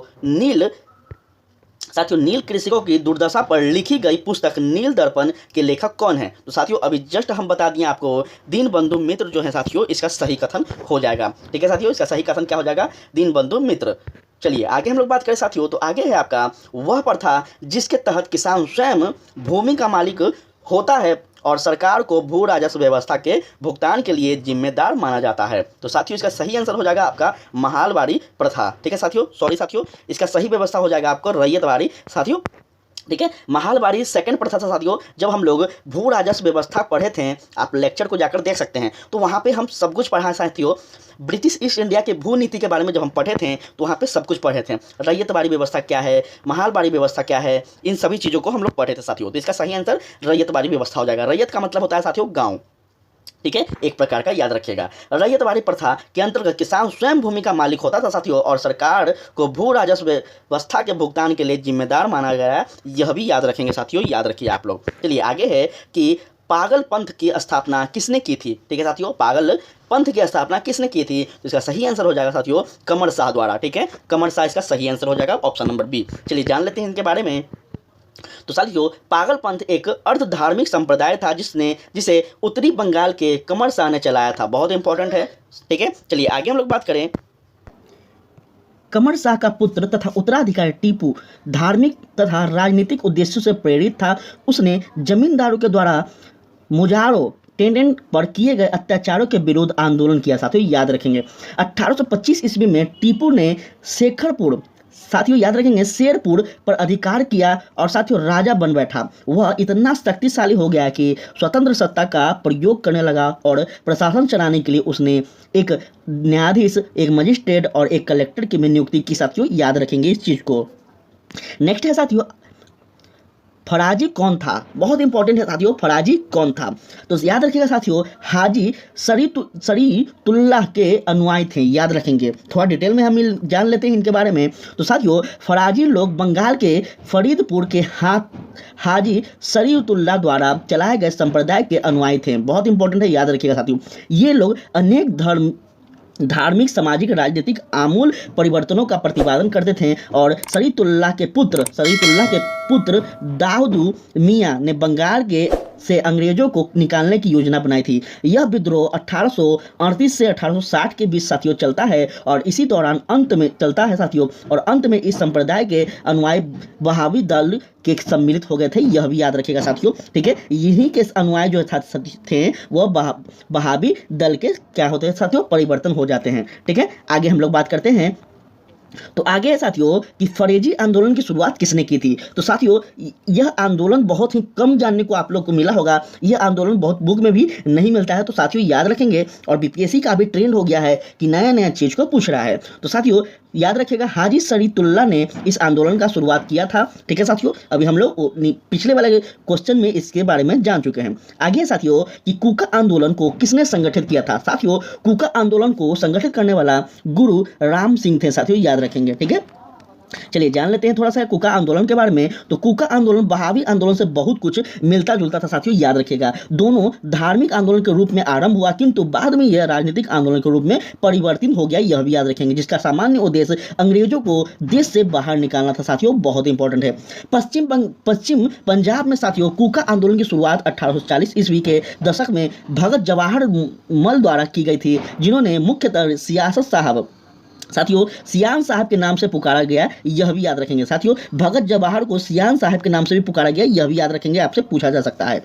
साथियों गुरु राम सिंह ने कूका आंदोलन को संगठित किया तथा सुधारू बनाया। इनका उद्देश्य सिख धर्म में प्रचलित बुराइयों और अंधविश्वास को दूर करना था साथियों, और इस धर्म को शुद्ध करना था, याद रखिएगा, आपसे पूछा जाए तो। 1872 ईस्वी में साथियों यह आंदोलन एक नेता राम सिंह को रंगून निर्वासित कर दिया गया साथियों, और यहाँ पे इनकी 1885 ईस्वी में मृत्यु हो जाती है, यह भी आप लोग याद रखिएगा। नेक्स्ट कहता है साथियों कि 1875 के दक्कन के दंगों का तात्कालिक कारण क्या था। तो साथियों इसका जो तात्कालिक कारण था वह था महाजनों के द्वारा ऊंची ब्याज पर क्या करता साथियों, महाजनों के द्वारा ऊंची ब्याज पर था साथियों, याद रखिएगा। जान लेते हैं थोड़ा इसके बारे में भी। तो याद रखिएगा साथियों 1875 के दक्कन विद्रोह के अनेक कारण थे, जिसमें महाजनों द्वारा ऊंची ब्याज दर एवं कृषकों का अस्थायी रूप से कर्जदार होना, भू राजस्व की ऊंची ब्याज दर, कृषकों की अशिक्षा और गरीबों के कारण अनेक खेत, घर आदि को गिरवी रखकर ऋण पत्र उनसे हस्ताक्षर करवाया जाता था, और न्याय व्यवस्था का जटिल एवं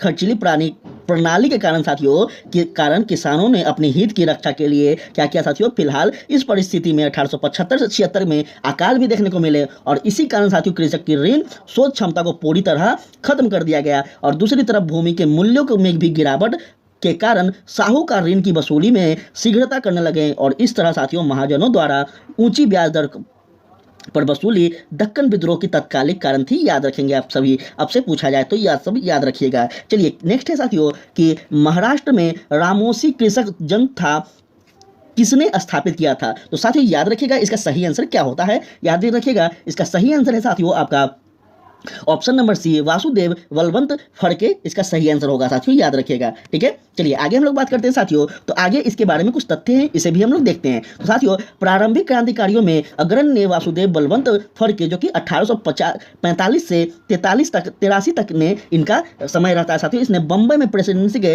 रामोसी जनजाति के लोग को संगठित कर प्रशिक्षित लड़ाकू बल में परिवर्तन किया साथियों, याद रखिएगा। सबसे इंपॉर्टेंट बात बताया जा रहा है, इन्हें काला पानी की सजा दी गई थी साथियों, बहुत ही यह दर्दनाक सजा होती थी, काला पानी की सजा, याद रखिएगा साथियों, जो कि 1883 ईस्वी में साथियों आमरण अनशन पर इनकी मृत्यु हो जाती है, यह भी याद रखेंगे, बहुत इंपॉर्टेंट बात है। चलिए आगे है साथियों, आप सभी से रिक्वेस्ट करना चाहेंगे कि साथियों जितना भी आपके फ्रेंड सर्कल में लोग हैं उन्हें अधिक से अधिक इस सेशन से जोड़ें, शेयर करें साथियों, ताकि देखिए सिलेबस को पढ़ने से ज़्यादा साथियों यह टेस्ट सीरीज इंपॉर्टेंट है। अगर सही से टेस्ट सीरीज को लगा लिया जाए तो साथियों यकीन मानिए आपका रिजल्ट आपका बन जाएगा। यकीन मानिए यह चीज़ हम खुद कई बार किए हैं, इसलिए आपको बता रहे हैं। तो साथ ही यकीन मानिए आप लोग जितने भी आपके फ्रेंड सर्कल में हैं जो भी हैं, आप लोग उनसे अधिक से अधिक इस सेशन से जुड़ने के लिए बोलें। चलिए साथियों आगे है कि रामोसी विद्रोह सही रूप में किस भौगोलिक इलाके में हुआ था। तो साथियों याद रखेंगे यह पश्चिमी घाट में हुआ था। साथियों याद रखिएगा, आप सभी को पता होगा साथियों पश्चिमी घाट और पूर्वी घाट इस प्रकार से है, तो जब हम ज्योग्राफी पढ़ाएंगे तो आप वहाँ पर डिटेल में समझिएगा। चलिए पश्चिमी घाट में रहने वाले रामोसी जाति के जो लोग थे साथियों, उन्होंने 1822 ईस्वी में अपने नेता सरदार चितूर सिंह के नेतृत्व में रामोसी विद्रोह किया था। याद रखिएगा किन के नेतृत्व में, तो चितूर सिंह के नेतृत्व में।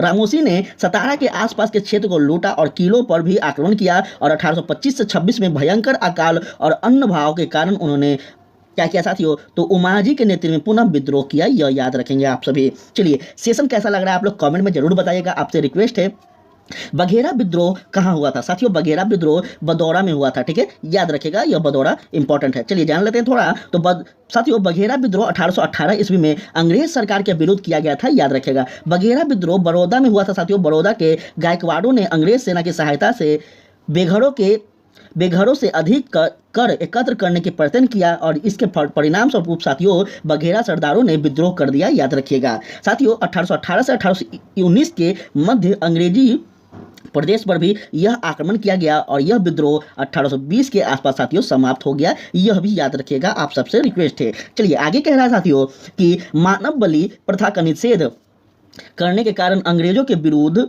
विद्रोह करने वाली जनजाति का नाम क्या था? तो साथियों याद रखेंगे इसका सही हो जाएगा खोड़। ठीक है, खोड़ हो जाएगा साथियों, याद रखेंगे। चलिए जान लेते हैं थोड़ा सा। तो साथियों खोड़ जनजाति के लोग तमिलनाडु से लेकर बंगाल और मध्य भारत तक फैले विस्तृत पहाड़ी क्षेत्र में रहते थे साथियों। सबसे इंपॉर्टेंट बात है पहला इंट्रोडक्शन। उसके बाद कह रहा साथियों कि पहाड़ी क्षेत्र होने के कारण साथियों वस्तुतः यह क्या थे, स्वतंत्र थे। इन्होंने 1837 से 1856 ईस्वी तक अंग्रेजों के विरुद्ध क्या किया साथियों, विद्रोह किया और इस आंदोलन का नेतृत्व युवा राजा के नाम से चक्र बिसोई ने किया था। याद रखिएगा, ठीक है, युवा राजा के नाम से किसने किया था, तो चक्र बिसोई ने किया था। यह विद्रोह का मुख्य कारण क्या था साथियों, तो यह विद्रोह का मुख्य कारण हम लोग जान लेते हैं आगे। ध्यान दीजिएगा साथियों थोड़ा सा यहाँ पे इस विद्रोह का जो मुख्य कारण था वह था कि ब्रिटिश सरकार द्वारा मानव बलि, ठीक है साथियों, ब्रिटिश सरकार द्वारा मानव बलि को प्रतिबंध करने के लिए प्रयास, अंग्रेजों द्वारा नए करों का कारारोपण और अनेक क्षेत्रों में जमींदार तथा साहूकारों के प्रवेश से संबंधित थे साथियों। याद रखिएगा, जिनके कारण से आदिवासियों को अनेक कष्टों का सामना करना पड़ रहा था। अंग्रेजों ने एक मरीहा एजेंसी गठित की थी। याद रखेंगे कौन सा एजेंसी आपसे पूछा जाएगा, तो मरीहा एजेंसी है साथियों, याद रखेंगे। इसके विरुद्ध खेरों ने विद्रोह किया, परंतु 1855 में साथियों चक्र बिसोई लुप्त हो गए और इसके बाद यह आंदोलन समाप्त हो गया। साथियों आप सभी से रिक्वेस्ट है कि जो भी झारखंड के लोग हैं इस वीडियो को देख रहे हैं, जल्दी हम जेपीएससी का भी सीरीज ला रहे हैं साथियों, तो आप लोग से रिक्वेस्ट है कि आप लोग चैनल पर जुड़े रहेंगे। और जो बिहार के स्टूडेंट हैं जो बीपीएससी की तैयारी कर रहे हैं उनसे तो रिक्वेस्ट है कि वो पर्सनली इस चैनल पर रुकें, लेकिन जो जेपीएससी की तैयारी कर रहे हैं साथियों हम जल्द ही ला रहे हैं और पूरा बिहार झारखंड स्पेशल बहुत ही अच्छे ढंग से पढ़ाएंगे साथियों। 3200 जनजाति के बारे में आपको डिटेल में क्लास यहाँ पे लेने वाले हैं हम, तो आप लोग रेडी रहिए साथियों। यहाँ पे आपको इस चैनल पे सब कुछ मिलेगा, थोड़ा सा बस पेशेंस बनाए रखें, क्योंकि थोड़ा हमको अकेले ही रहते हैं, थोड़ा मुश्किल हो जाता है साथियों सब चीज़ मैनेज करना।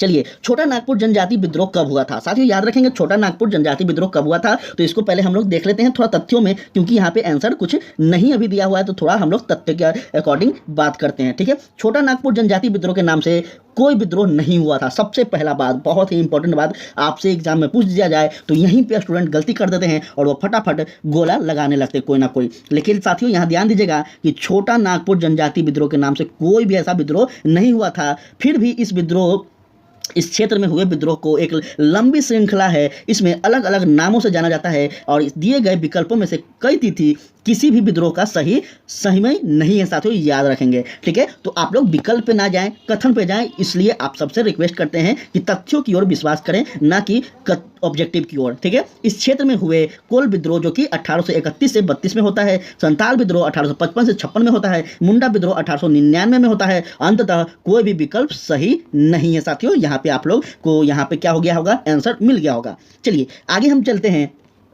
तो साथियों आगे है आपका कि 1855 ईस्वी में संथाल ने किस अंग्रेज कमांडर को हराया था। बहुत इंपॉर्टेंट है और इसका सही आंसर हो जाएगा साथियों आपका मेजर बारो। ठीक है, बहुत इंपॉर्टेंट है, मेजर बारो को हराया गया था। ठीक है साथियों, चलिए कथनों की ओर बात किया जाए। साथियों ध्यान दीजिएगा, कुछ कथन है कि 1855 ईस्वी में संथाल ने भागलपुर क्षेत्र के भाग नाहिद तालुक के विद्रोह कर दिया था। इस विद्रोह का इन्होंने एक साथ पुलिस और दिकुओं पर क्या किया था साथियों, आक्रमण किए थे। अब बताइएगा साथियों कि दिकुओं किसे कहा जाता है, ये आप लोग कमेंट में बताइएगा। ठीक है, दिकु किसे कहा जाता था आदिवासी के द्वारा, जिसका नेतृत्व सिद्धू और कान्हू, चांद और भैरव ने किया था। साथियों ये सिद्धू और कान्हू ये सभी अपने भाई थे, सगे भाई थे, याद रखिएगा।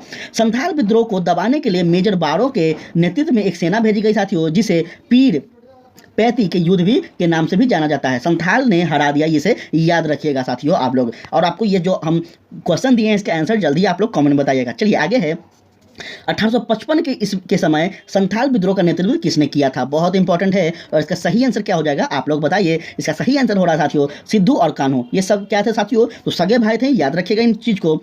चलिए आगे हम बात करें कि मुंडाओं ने विद्रोह खड़ा किया, कब किया साथियों, तो याद रखिएगा 1895 में। ठीक है साथियों, 1895 में किया गया। चलिए तथ्यों की ओर अगर बात किया जाए तो मुंडा आदिवासी का विद्रोह 1899 से 1900 के बीच होता है साथियों, याद रखिएगा। इसका नेतृत्व बिरसा मुंडा करते हैं, जो कि बहुत इंपॉर्टेंट है साथियों। मुंडा जनजाति में सामूहिक खेती का प्रचलन था, लेकिन जागीरदारों, ठेकेदारों और बनियों और सूबेदारों ने साहूक खेती की परंपरा पर हमला बोला और मुंडा सरदार 30 वर्ष तक सामूहिक खेती के लिए लड़ते रहे, याद रखिएगा साथियों। किंतु विकल्प निकटतम उत्तर 1895 दिया गया है, इसलिए विकल्प डी क्या हो गया साथियों, विकल्प डी क्या हो गया, बिरसा ने अपने आप को भगवान का दूत घोषित किया था, यह भी याद रखिएगा। और विकल्प डी इसी के अंतर्गत सही हो गया साथियों।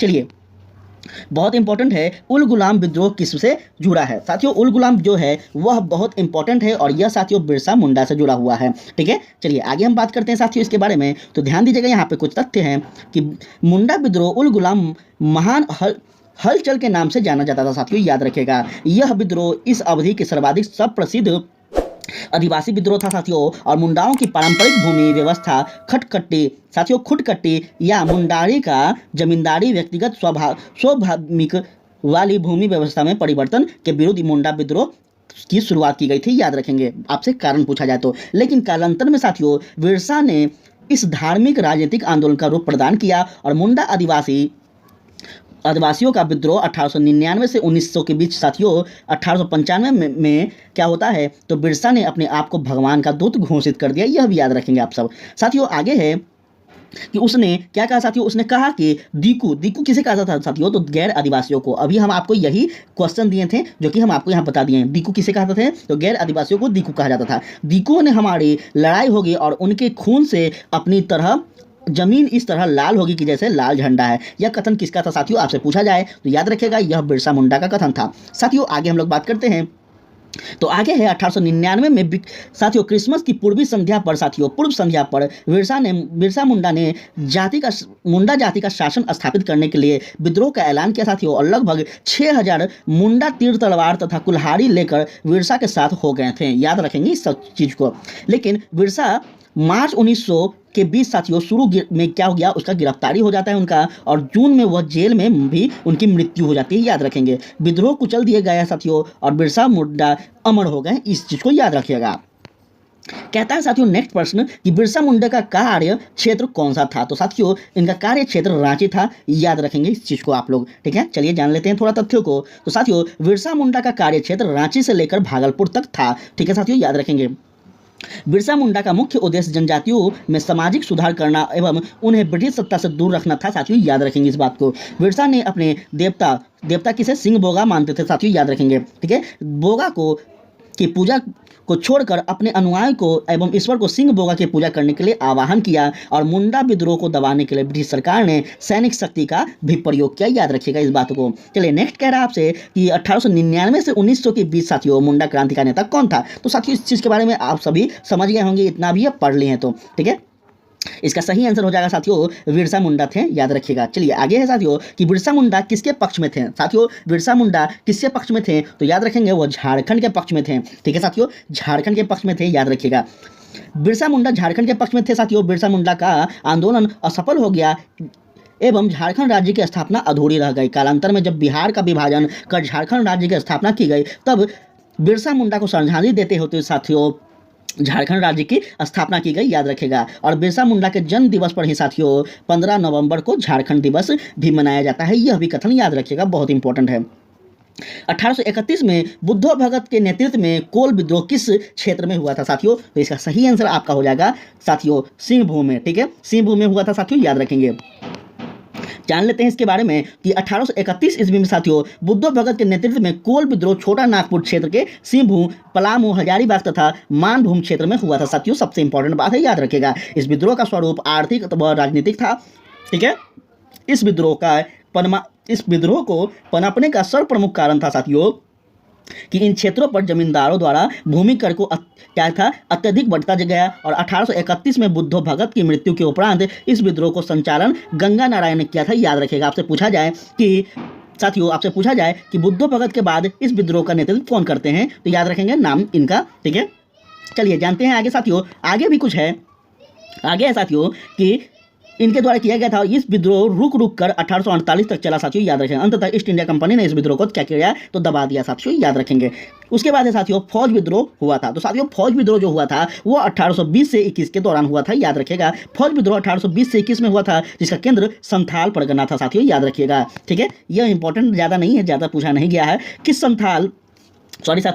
स्थान पर आदिवासियों ने अंग्रेजों के खिलाफ विद्रोह किया, बहुत इंपॉर्टेंट है ये। और साथियों यह क्या हो जाएगा, आपका ऑप्शन नंबर ई सही हो जाएगा। ठीक है, क्यों सही होगा ऑप्शन नंबर ए, उस कथन को हम लोग देख लेते हैं। तो साथियों देखिए, छोटा नागपुर हो एवं मुंडा जनजाति जो कि 1820-22 तथा पुनः 1831 में ब्रिटिश से सेना को चुनौती दी थी इस क्षेत्र में। इस कारण 1837 तक अशांति व्यापक था साथियों। और सिंध के जनजातियों ने भाग भी लगातार अंग्रेजों के विरोध क्या किया था, तो विद्रोह किया था साथियों। इसलिए ऑप्शन नंबर ई सही है साथियों। चलिए कहता है आगे प्रश्न आपका कि इनमें से किसने अंग्रेजी ईस्ट इंडिया कंपनी के कंट्रोल के खिलाफ बगावत किया था। तो साथियों इसका सही आंसर कौन सा हो जाएगा, आप लोग बताइए। इसका सही आंसर हो जाएगा साथियों हैदराबाद का निजाम जो था, उन्होंने क्या किया था, इसका खिलाफ का बगावत किया था। चलिए जान लेते हैं थोड़ा सा कि हैदराबाद के निजाम को छोड़कर उपयुक्त सभी, जैसे विजयनगर के राजा, तमिलनाडु के पोलीगार तथा रयानगढ़ के दीवान पेल्लू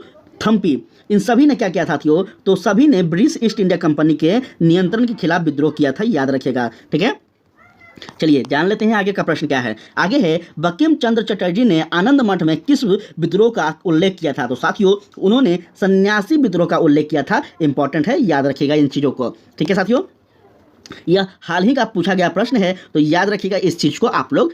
चलिए, बंकिम चंद्र चटर्जी कीर्ति आनंद मठ का कथा तक सन्यासी विद्रोह पर आधारित है, याद रखेगा। वंदे मातरम गीत आनंद मठ में लिया गया है, यह भी याद रखेगा, और इन्हीं के द्वारा यह गीत लिखा गया था।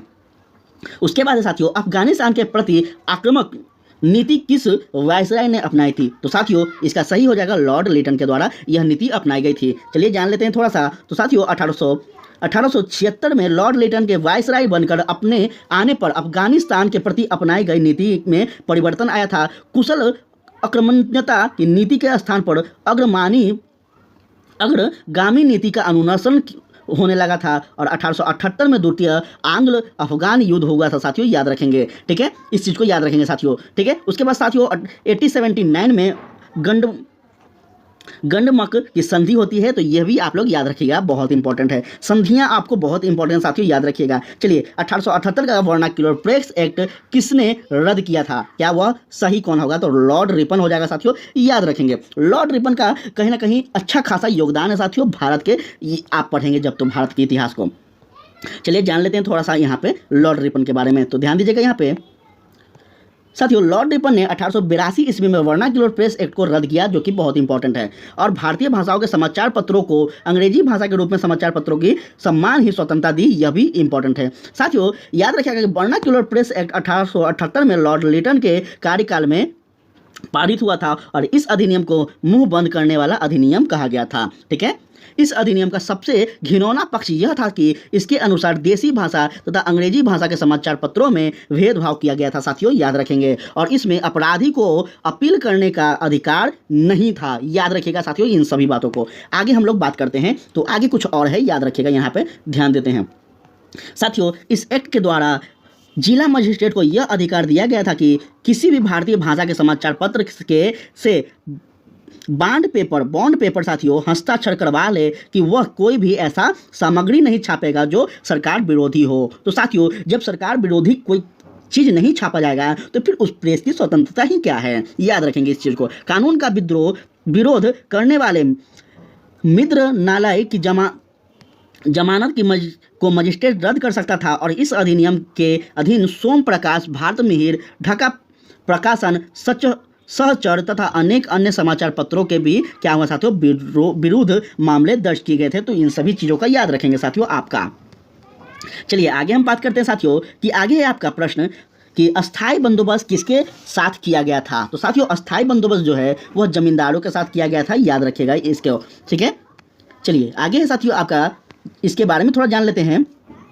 तो साथियों 1793 ईस्वी में क्या होता है, कॉर्नवालिस ने भू राजस्व व्यवस्था की अस्थाई बंदोबस्त प्रणाली का प्रारंभ करता है। ठीक है, इसे क्या करता है साथियों, इस स्तमदारी, जमींदारी या फिर मालगुजारी एवं विस्मदारी आदि भिन्न भिन्न नामों से भी जाना जाता है। और यह व्यवस्था बंगाल, बिहार, उड़ीसा तथा उत्तर प्रदेश के वाराणसी एवं उत्तरी कर्नाटक में लागू किया गया था। याद रखिएगा इसके अंतर्गत साथियों समूचे ब्रिटिश भारत के क्षेत्रफल का लगभग 19% क्या था साथियों हिस्सा में यह व्यवस्था लागू किया गया था। याद रखिएगा, ठीक है, पूरा डिटेल में यहाँ पे बताया जा रहा है साथियों, याद रखेंगे आप सब। इस व्यवस्था के अंतर्गत जमींदारों के एक नए वर्ग को भूस्वामी घोषित कर दिया गया साथियों, जो कि कौन थे, तो यहाँ ध्यान दीजिएगा, वह कौन थे साथियों, तो वह जमींदार होते थे। ठीक है, जिसमें भूमि के लगान का 10/11 भाग साथियों कंपनी को देना था तथा 1/11 भाग अपनी सेवाओं के लिए क्या करते थे साथियों अपने पास रख लेते थे। साथियों अस्थाई बंदोबस्त के अंतर्गत जमींदार छोटे पूंजीपति को क्या करते थे, छोटे पूंजीपति थे, यह भी आप लोग याद रखिएगा। नेक्स्ट कह रहा है साथियों प्रश्न कि बिहार में परमानेंट सेटलमेंट लागू करने का कारण क्या था। साथियों इसका सही कारण क्या था, याद रखिएगा भू राजस्व का राजस्व निर्णय करना इसका सही कारण था। याद रखेंगे। चलिए जान लेते हैं थोड़ा कथनों को। तो ध्यान दीजिएगा साथियों, लॉर्ड कॉर्नवालिस के समय भू राजस्व व्यवस्था आरंभ में 10 वर्षीय व्यवस्था के रूप में आया था, जो कि 1790 ईस्वी में लागू की गई थी, जो 22 मार्च साथियों 1793 को परमानेंट सेटलमेंट अस्थाई बंदोबस्त के रूप में स्थापित हुई। और साथियों इस व्यवस्था को बिहार में लागू करने का कारण जमींदारों के लिए जमीन पर वंश परंपरागत अधिकार को स्वेच्छा से हस्ताक्षर करना तथा मूल कारण कंपनी के लिए भू राजस्व की एक निश्चित राशि तय करना था। साथियों याद रखिएगा। साथियों रैयतवाड़ी व्यवस्था सर्वप्रथम कहाँ लागू की गई थी। साथियों रैयतवाड़ी जो व्यवस्था थी वो सबसे पहले आपका कहाँ हुआ था साथियों, तो मद्रास में हुआ था। याद रखिएगा, ठीक है। चलिए कथनों की ओर बात किया जाए साथियों, तो यहाँ देखिए रैयतवाड़ी व्यवस्था सर्वप्रथम मद्रास प्रेसिडेंसी में अलेक्जेंडर रीड के द्वारा 1792 ईस्वी में तमिलनाडु के 12 महल क्षेत्र में लागू किया गया था। साथियों याद रखिएगा। इसके बाद यह व्यवस्था साथियों बम्बई प्रेसिडेंसी में लागू की गई और थॉमस मुनरो का संबंध रैयतवाड़ी व्यवस्था से है साथियों, यह भी आप लोग याद रखेंगे।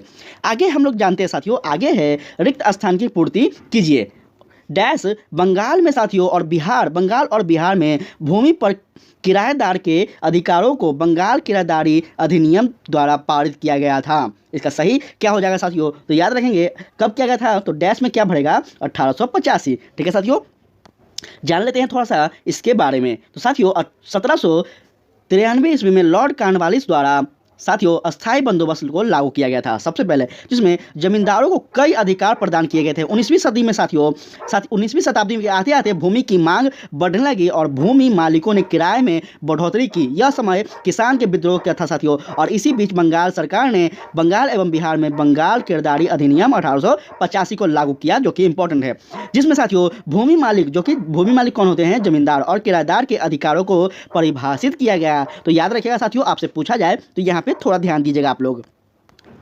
चलिए नेक्स्ट है साथियों, सत्यार्थ प्रकाशन की रचना किसने की थी? तो साथियों इसका सही आंसर हो जाएगा स्वामी दयानंद सरस्वती के द्वारा किया गया था। ऑप्शन नंबर डी सही हो जाएगा। चलिए जान लेते हैं साथियों थोड़ा सा, स्वामी दयानंद सरस्वती का बचपन का नाम मूल शंकर था साथियों, याद रखिएगा। इनका जन्म 1824 ईस्वी में गुजरात के कहाँ होता है साथियों? तो याद रखिएगा गुजरात के मोरबी रियासत के निवासी एवं ब्राह्मण कुल में इनका जन्म होता है। उन्होंने 1860 में मथुरा के स्वामी विरजानंद जी से वेदों के शुद्ध अर्थ तथा वैदिक धर्म के प्रति आसाद श्रद्धा प्राप्त की थी साथियों, याद रखिएगा इन चीज़ों को। आगे है साथियों कि 1867 ईस्वी में साथियों 1867 ईस्वी में साथियों उन्होंने क्या किया था? तो पाखंड अखिंडनी पताका लहराई थी साथियों, धर्म के प्रचार हेतु यह पताका लहराई थे साथियों, याद रखिएगा। 1875 में उन्होंने बंबई में आर्य समाज की स्थापना की और अनेक विचार उनकी प्रसिद्ध पुस्तक सत्यार्थ प्रकाश में वर्णित है। अन्यथा साथियों याद रखिएगा कि अन्य रचनाएं भी हैं साथियों, जिसमें पाखंड खंडन, देश वेद भाष्य, भूमिका, ऋग्वेद भाष्य और अद्वैत मात्र का खंडन, ये सभी जो है साथियों ये सभी क्या हैं? इनके प्रमुख रचनाएं हैं। पंत महायज्ञ विधि तथा वल्लभाचार्य मत खंडन, ये सभी क्या है? प्रमुख रचनाएं हैं। तो याद रखिएगा साथियों, आपसे पूछा जा सकता है।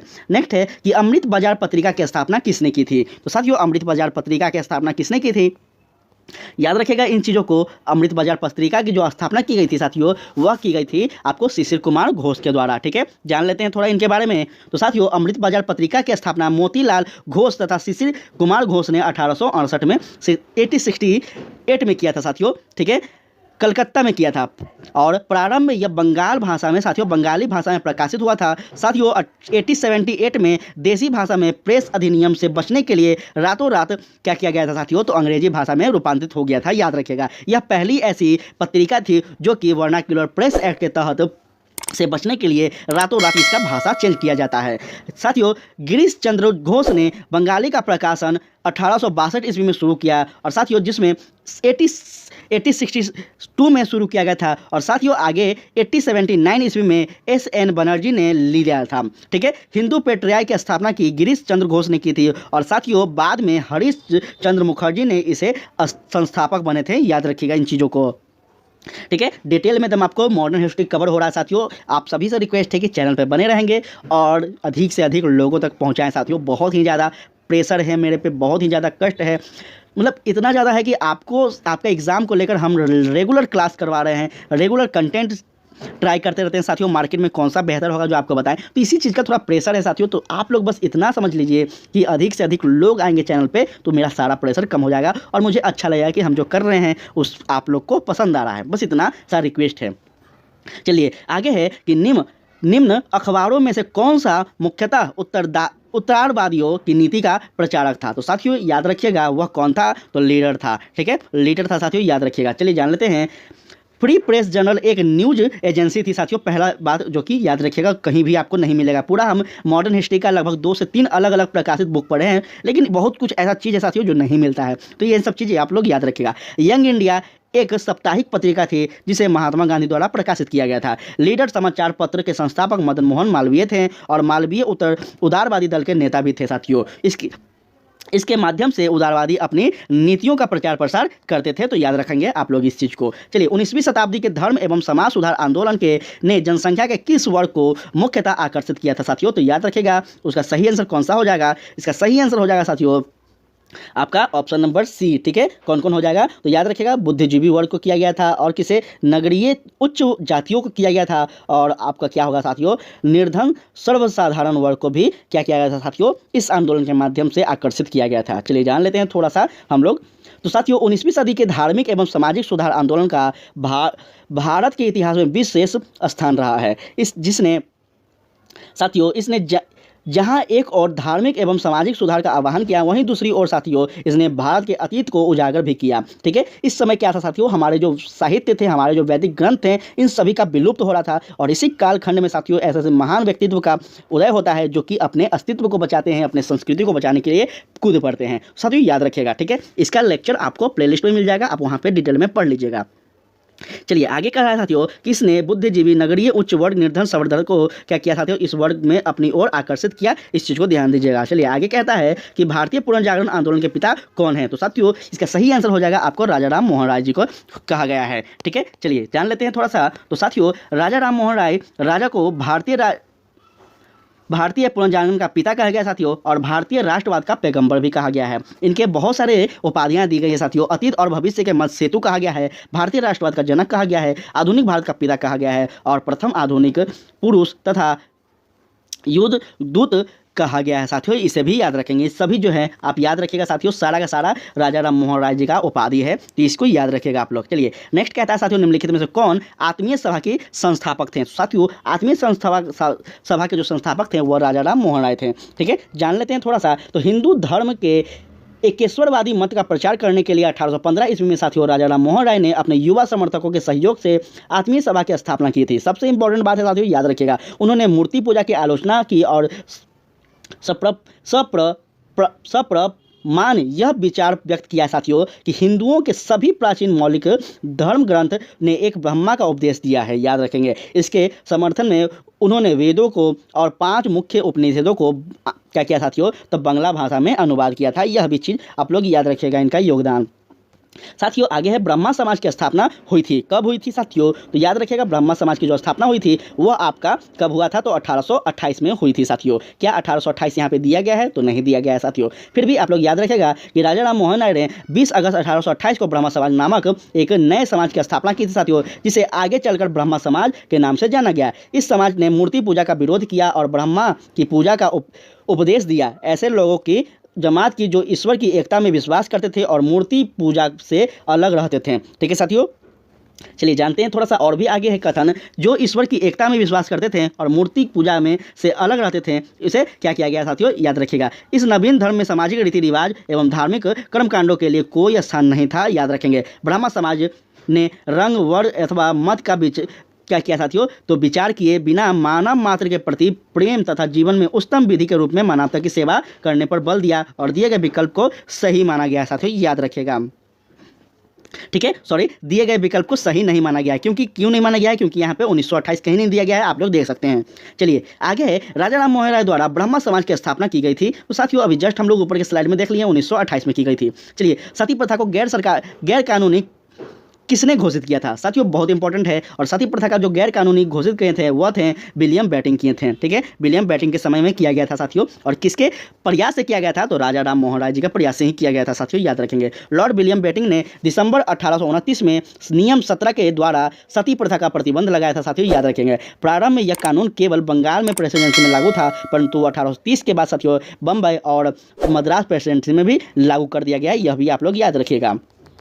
चलिए आगे कह रहा है कि प्रार्थना समाज के संस्थापक कौन थे साथियों। प्रार्थना समाज के जो संस्थापक थे वह कौन थे, तो वह थे साथियों आत्माराम पांडुरंग। ठीक है, इस चीज़ को याद रखिएगा। चलिए जान लेते हैं थोड़ा सा। तो साथियों प्रार्थना समाज की स्थापना साथियों 1867 ईस्वी में बम्बई के आचार्य केशव चंद्र सेन की प्रेरणा से आत्माराम पांडुरंग द्वारा की गई थी। ठीक है, महादेव गोविंद नारायण ने इस संस्था से 1869 ईस्वी में जुड़े थे साथियों। और इस संस्था का मुख्य उद्देश्य जाति प्रथा का विरोध, सती स्त्री पुरुष की विवाह की आयु में वृद्धि, विधवा विवाह या फिर विधवापूर्ण विवाह कह सकते हैं, एवं स्त्री शिक्षा पे प्रोत्साहन दिया था साथियों। याद रखेंगे। रानाडे का सामाजिक सुधार आंदोलन 19वीं शताब्दी के अंत तक सफलतापूर्वक जारी रहा। यह भी बात इंपॉर्टेंट है। चलिए कह रहा है आगे कि 19वीं शताब्दी के उत्तरार्ध में न्यू हिंदुज़म के सर्वश्रेष्ठ प्रतिनिधि कौन थे साथियों। याद रखेंगे। इसका सही आंसर हो जाएगा स्वामी विवेकानंद। ठीक है, चलिए जान लेते हैं थोड़ा कथनों को। तो साथियों स्वामी विवेकानंद ने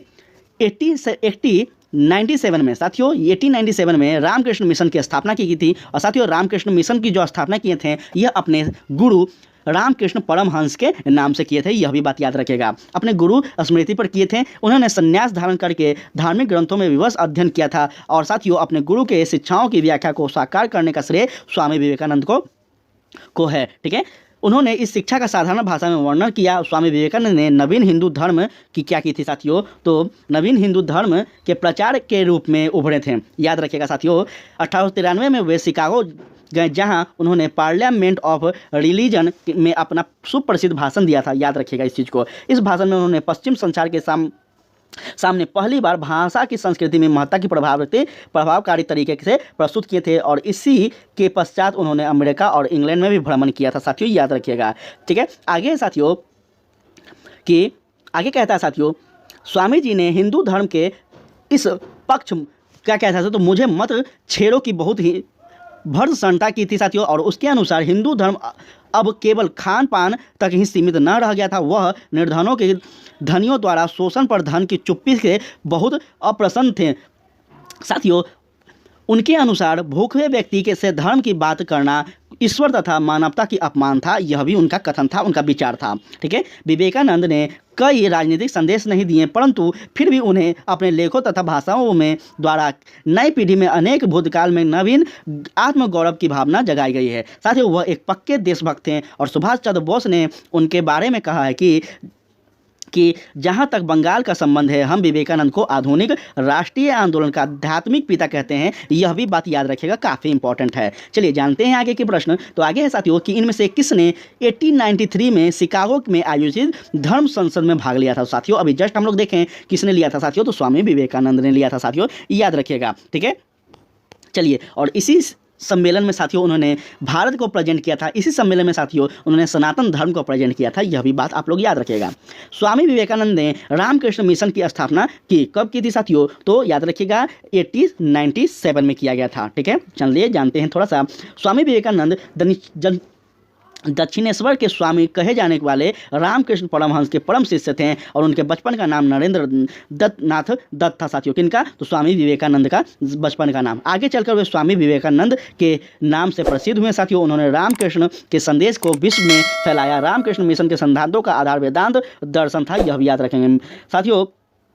मिशन मनुष्य की सेवा को ईश्वर की सेवा मानता था और क्योंकि मनुष्य का आत्मा परमात्मा के अंश है, यह कथन किनका था, तो स्वामी विवेकानंद का था साथियों। दयानंद सरस्वती द्वारा स्थापित किया गया जो संस्था था वह था साथियों आपका आर्य समाज। याद रखिएगा, इसको बहुत इंपॉर्टेंट है। जानते हैं थोड़ा आर्य समाज के बारे में साथियों। स्वामी दयानंद सरस्वती का नाम मूल शंकर था बचपन का, याद रखिएगा। ठीक है, इन्होंने 1875 ईस्वी में बम्बई में आर्य समाज की स्थापना की थी, जिसका उद्देश्य प्राचीन वैदिक धर्म की शुद्ध रूप से पुनः स्थापना करना था। बहुत इंपॉर्टेंट बात है, बता रहे हैं आपको। आर्य समाज आंदोलन का प्रसार पाश्चात्य प्रभावों की प्रतिक्रिया के रूप में हुआ था साथियों, और 1877 ईस्वी में साथियों आर्य समाज का मुख्यालय लाहौर में स्थापित किया गया था, याद रखिएगा।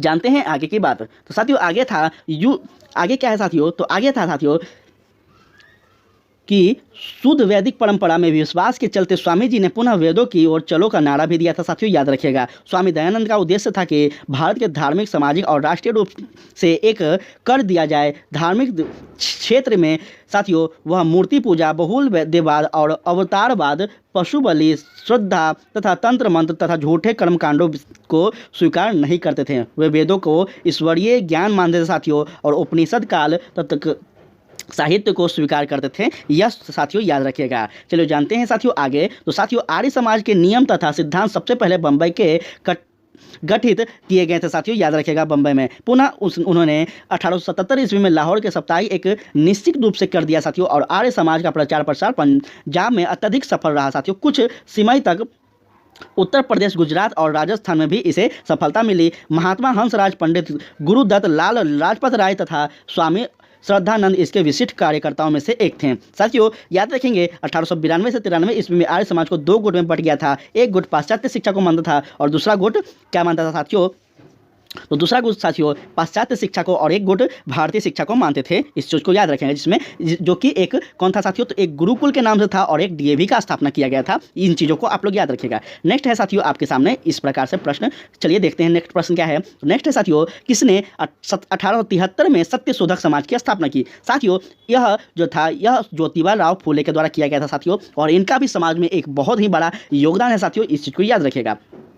ठीक है, चलिए 1873 में सत्य शोधक समाज की स्थापना ज्योतिबा फूले ने किया था साथियों। इनका जन्म 1827 ईस्वी में माली के घर में हुआ था साथियों, याद रखिएगा। इन्होंने शक्तिशाली गैर ब्राह्मणों आंदोलन का संचालन किया, और साथियों इन्होंने अपनी पुस्तक गुलामगिरी जो कि 1872 में लिखी गई है, गुलामगिरी एवं अपने संगठन सत्य शोधक समाज के द्वारा पाखंडी ब्राह्मणों एवं अन्य अवसरवादी धर्म ग्रंथों के निम्न जातियों की रक्षा की आवश्यकता पर बल दिया था साथियों, याद रखेंगे। जानते हैं आगे सत्यशोधक समाज की स्थापना किसने की थी। फिर से वही बात है साथियों, तो याद रखेगा ज्योतिबा फूले के द्वारा किया गया था। नेक्स्ट है साथियों कि थियोसॉफिकल सोसाइटी की स्थापना किसने की थी। हाँ, ये इंपॉर्टेंट है साथियों कि इसका सही आंसर हो जाएगा आपका मैडम HP ब्लैकवेस्टगी, जो कि एक क्या थे साथियों, यह अमेरिका में हुआ था स्थापना सबसे पहले साथियों, याद रखेगा। भारत में इसकी स्थापना एनी बेसेंट के द्वारा किया जाता है, यह भी आप लोग याद रखेगा। चलिए जानते हैं थियोसॉफिकल सोसाइटी की स्थापना एक रूसी महिला मैडम HP ब्लैकवेस्टगी और अमेरिकी सैनिक अधिकारी कर्नल अल्काट विलियम कॉट जज एवं अन्य के द्वारा किया गया था। 1875 ईस्वी में न्यूयॉर्क में की गई थी साथियों। इस सोसाइटी के संस्थापक 1882 ईस्वी में मद्रास के पास अंडयार नामक स्थान पर सोसाइटी का मुख्यालय स्थापित किए थे। और साथियों आगे हम लोग जब बात करें तो साथियों आगे है कि जो बाद में इसका अंतर्राष्ट्रीय कार्यालय बन गया। इसका मुख्य उद्देश्य प्राचीन हिंदू धर्म के लोगों में आत्मविश्वास को जगाना था और धर्म को समाज सेवा का मुख्य आधार बनाना था साथियों, याद रखिएगा। जबकि राजा राम मोहन राय द्वारा 1828 में ब्रह्मा समाज एवं स्वामी विवेकानंद द्वारा साथियों 1897 ईस्वी में रामकृष्ण मिशन की स्थापना की गई थी, यह भी याद रखेंगे। चलिए साथियों, उसके बाद है आपका प्रश्न नंबर 100वां प्रश्न है साथियों कि भारतीय राष्ट्रीय कांग्रेस की प्रथम महिला अध्यक्ष कौन थी साथियों, और इसका सही आंसर क्या हो जाएगा। ध्यान दीजिएगा साथियों, तो ऑप्शन नंबर बी कह रहा है कौन, श्रीमती एनी बेसेंट, जो कि एक आयरिश महिला थी साथियों। जान लेते हैं इनके बारे में भी। तो साथियों एनी बेसेंट आयरलैंड के महिला थी साथियों, पहला बात, ठीक है। वे वर्ष 1907 से 1933 तक थियोसॉफिकल सोसाइटी के प्रधान रही और वर्ष 1916 में होम रूल लीग का गठन भी किया साथियों, याद रखेंगे। वर्ष 1917 में भारतीय राष्ट्रीय कांग्रेस की पहली अध्यक्ष बनी साथियों।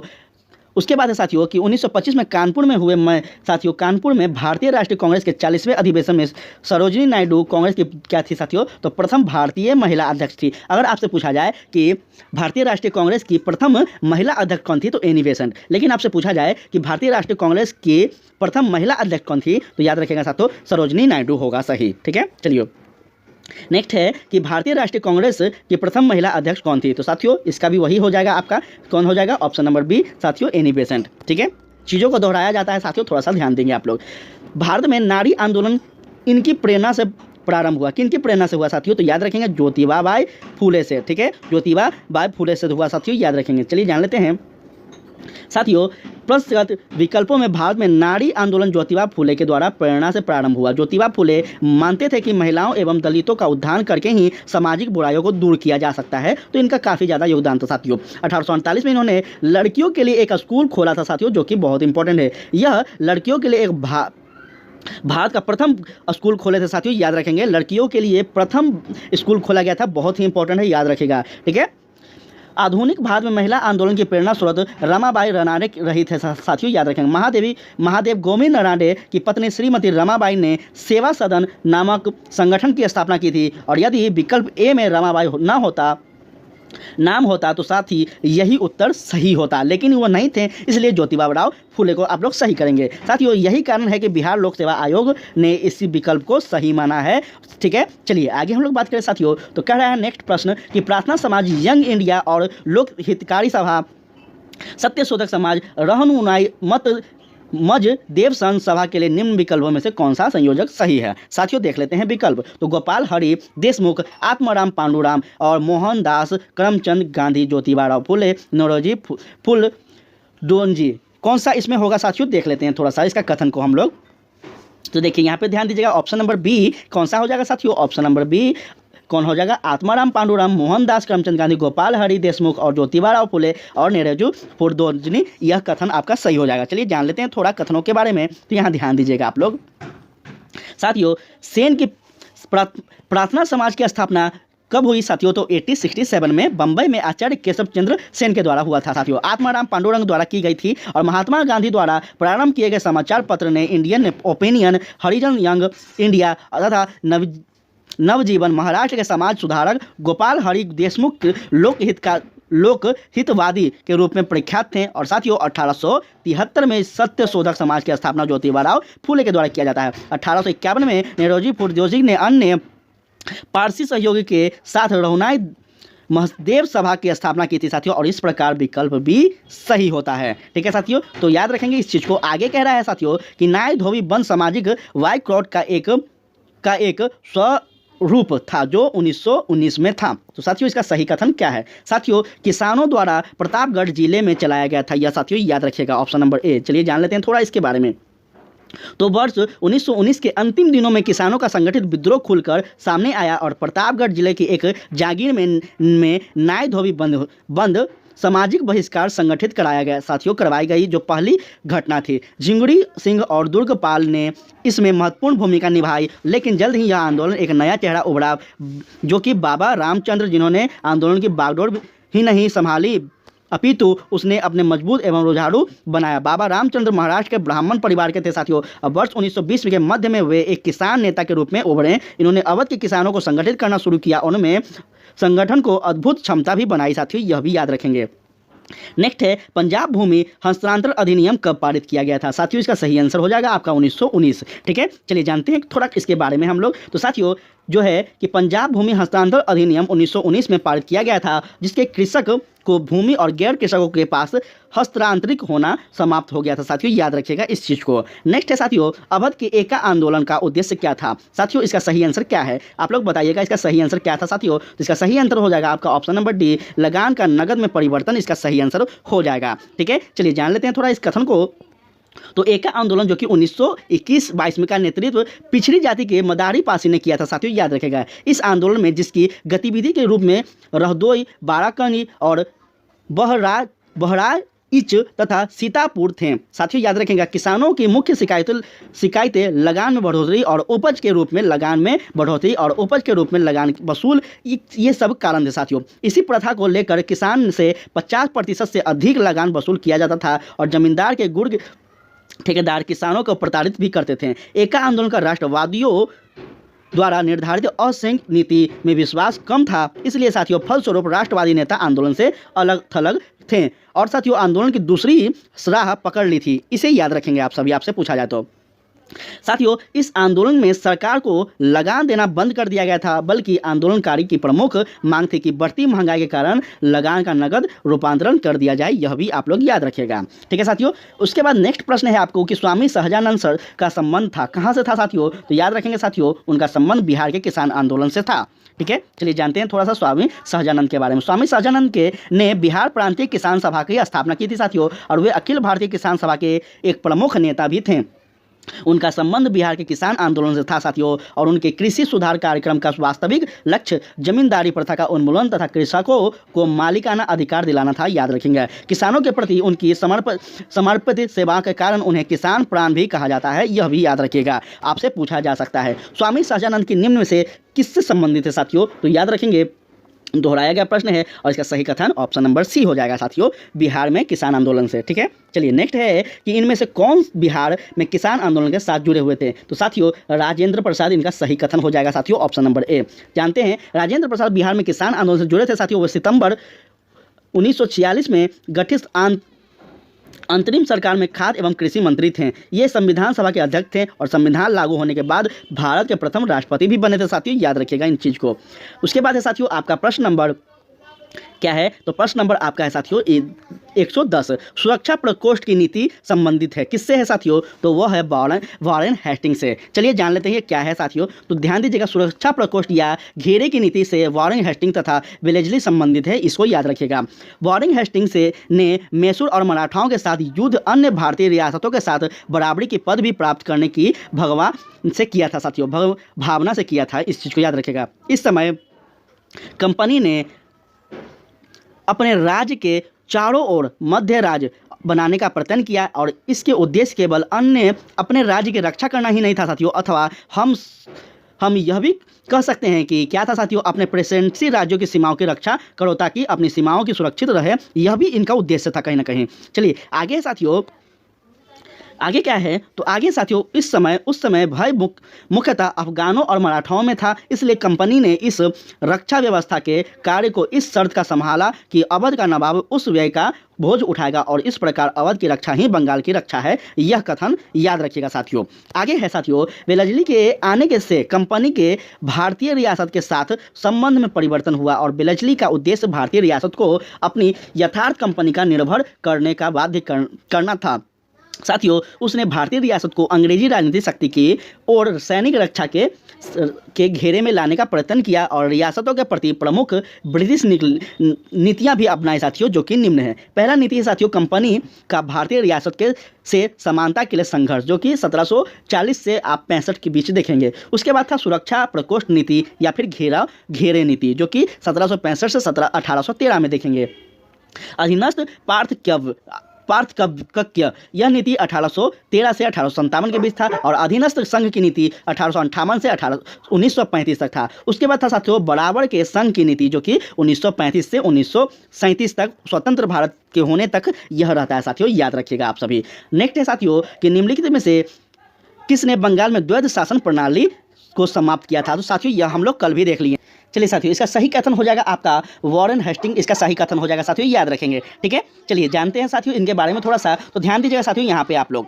चलिए देखते हैं वॉरेन हेस्टिंग के कार्यकाल साथियों 1772 ईस्वी में कोर्ट ऑफ डायरेक्टर ने दोहरी शासन प्रणाली को समाप्त करने का निर्णय लिया था तथा कलकत्ता परिषद और तथा उसके प्रधान को आज्ञा दी गई थी साथियों कि वे स्वयं दीवान बने और बंगाल, बिहार, उड़ीसा के प्रबंध को अपने हाथ में ले ले साथियों, याद रखिएगा। वॉरेन हेस्टिंग ने दोनों उप दीवान मोहम्मद रजा खां और राजा सिताब राय को पदयुक्त कर दिया था और साथियों द्वैध शासन नीति जिसकी शुरुआत बंगाल में 1765 में साथियों बक्सर के युद्ध के बाद होती है, इससे मनमानी की जाती है। इसके अंतर्गत कंपनी दीवानी अधिकार अपने पास रखती है और निजाम के कार्य का निष्पादन नवाब के माध्यम से करती थी। इसको क्या कर दिया गया साथियों अब, लेकिन यह क्या था साथियों, लेकिन यह वास्तविक शक्ति कंपनी के पास होती थी। क्लाइव समझता था कि समस्त शक्ति कंपनी के पास है तथा नवाब के पास सत्ता की केवल छाया ही है। साथियों उसने प्रबल समिति को लिखा था कि यह छाया आवश्यक है तथा हमें इसको स्वीकार करना चाहिए। यह भी कथन आप लोग याद रखिएगा।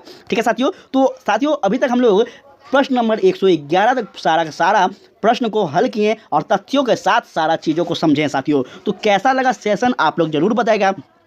थोड़ा सा साथियों हम लेक्चर में ज़्यादा स्पीड में शायद बोल रहे हैं, तो आप लोग थोड़ा हमें बता दीजिएगा, तो हम स्लो भी हो जाएंगे। लेकिन आप लोग कमेंट जरूर कीजिएगा, टेलीग्राम से जुड़ जाइए, PDF आपको वहाँ पे मिलेगा और साथियों यहाँ पे निरंतर क्लास चलता रहेगा। आप लोग सेशन से जुड़े रहें, अधिक से अधिक लोगों को शेयर करें साथियों, यही मेरा आपसे विनती है। और कल आप इसके बाद नेक्स्ट क्वेश्चन से, नेक्स्ट प्रश्नों से हम लोग कल के सेशन में बात करेंगे साथियों। आज के लिए इतना ही। जय हिंद, जय भारत।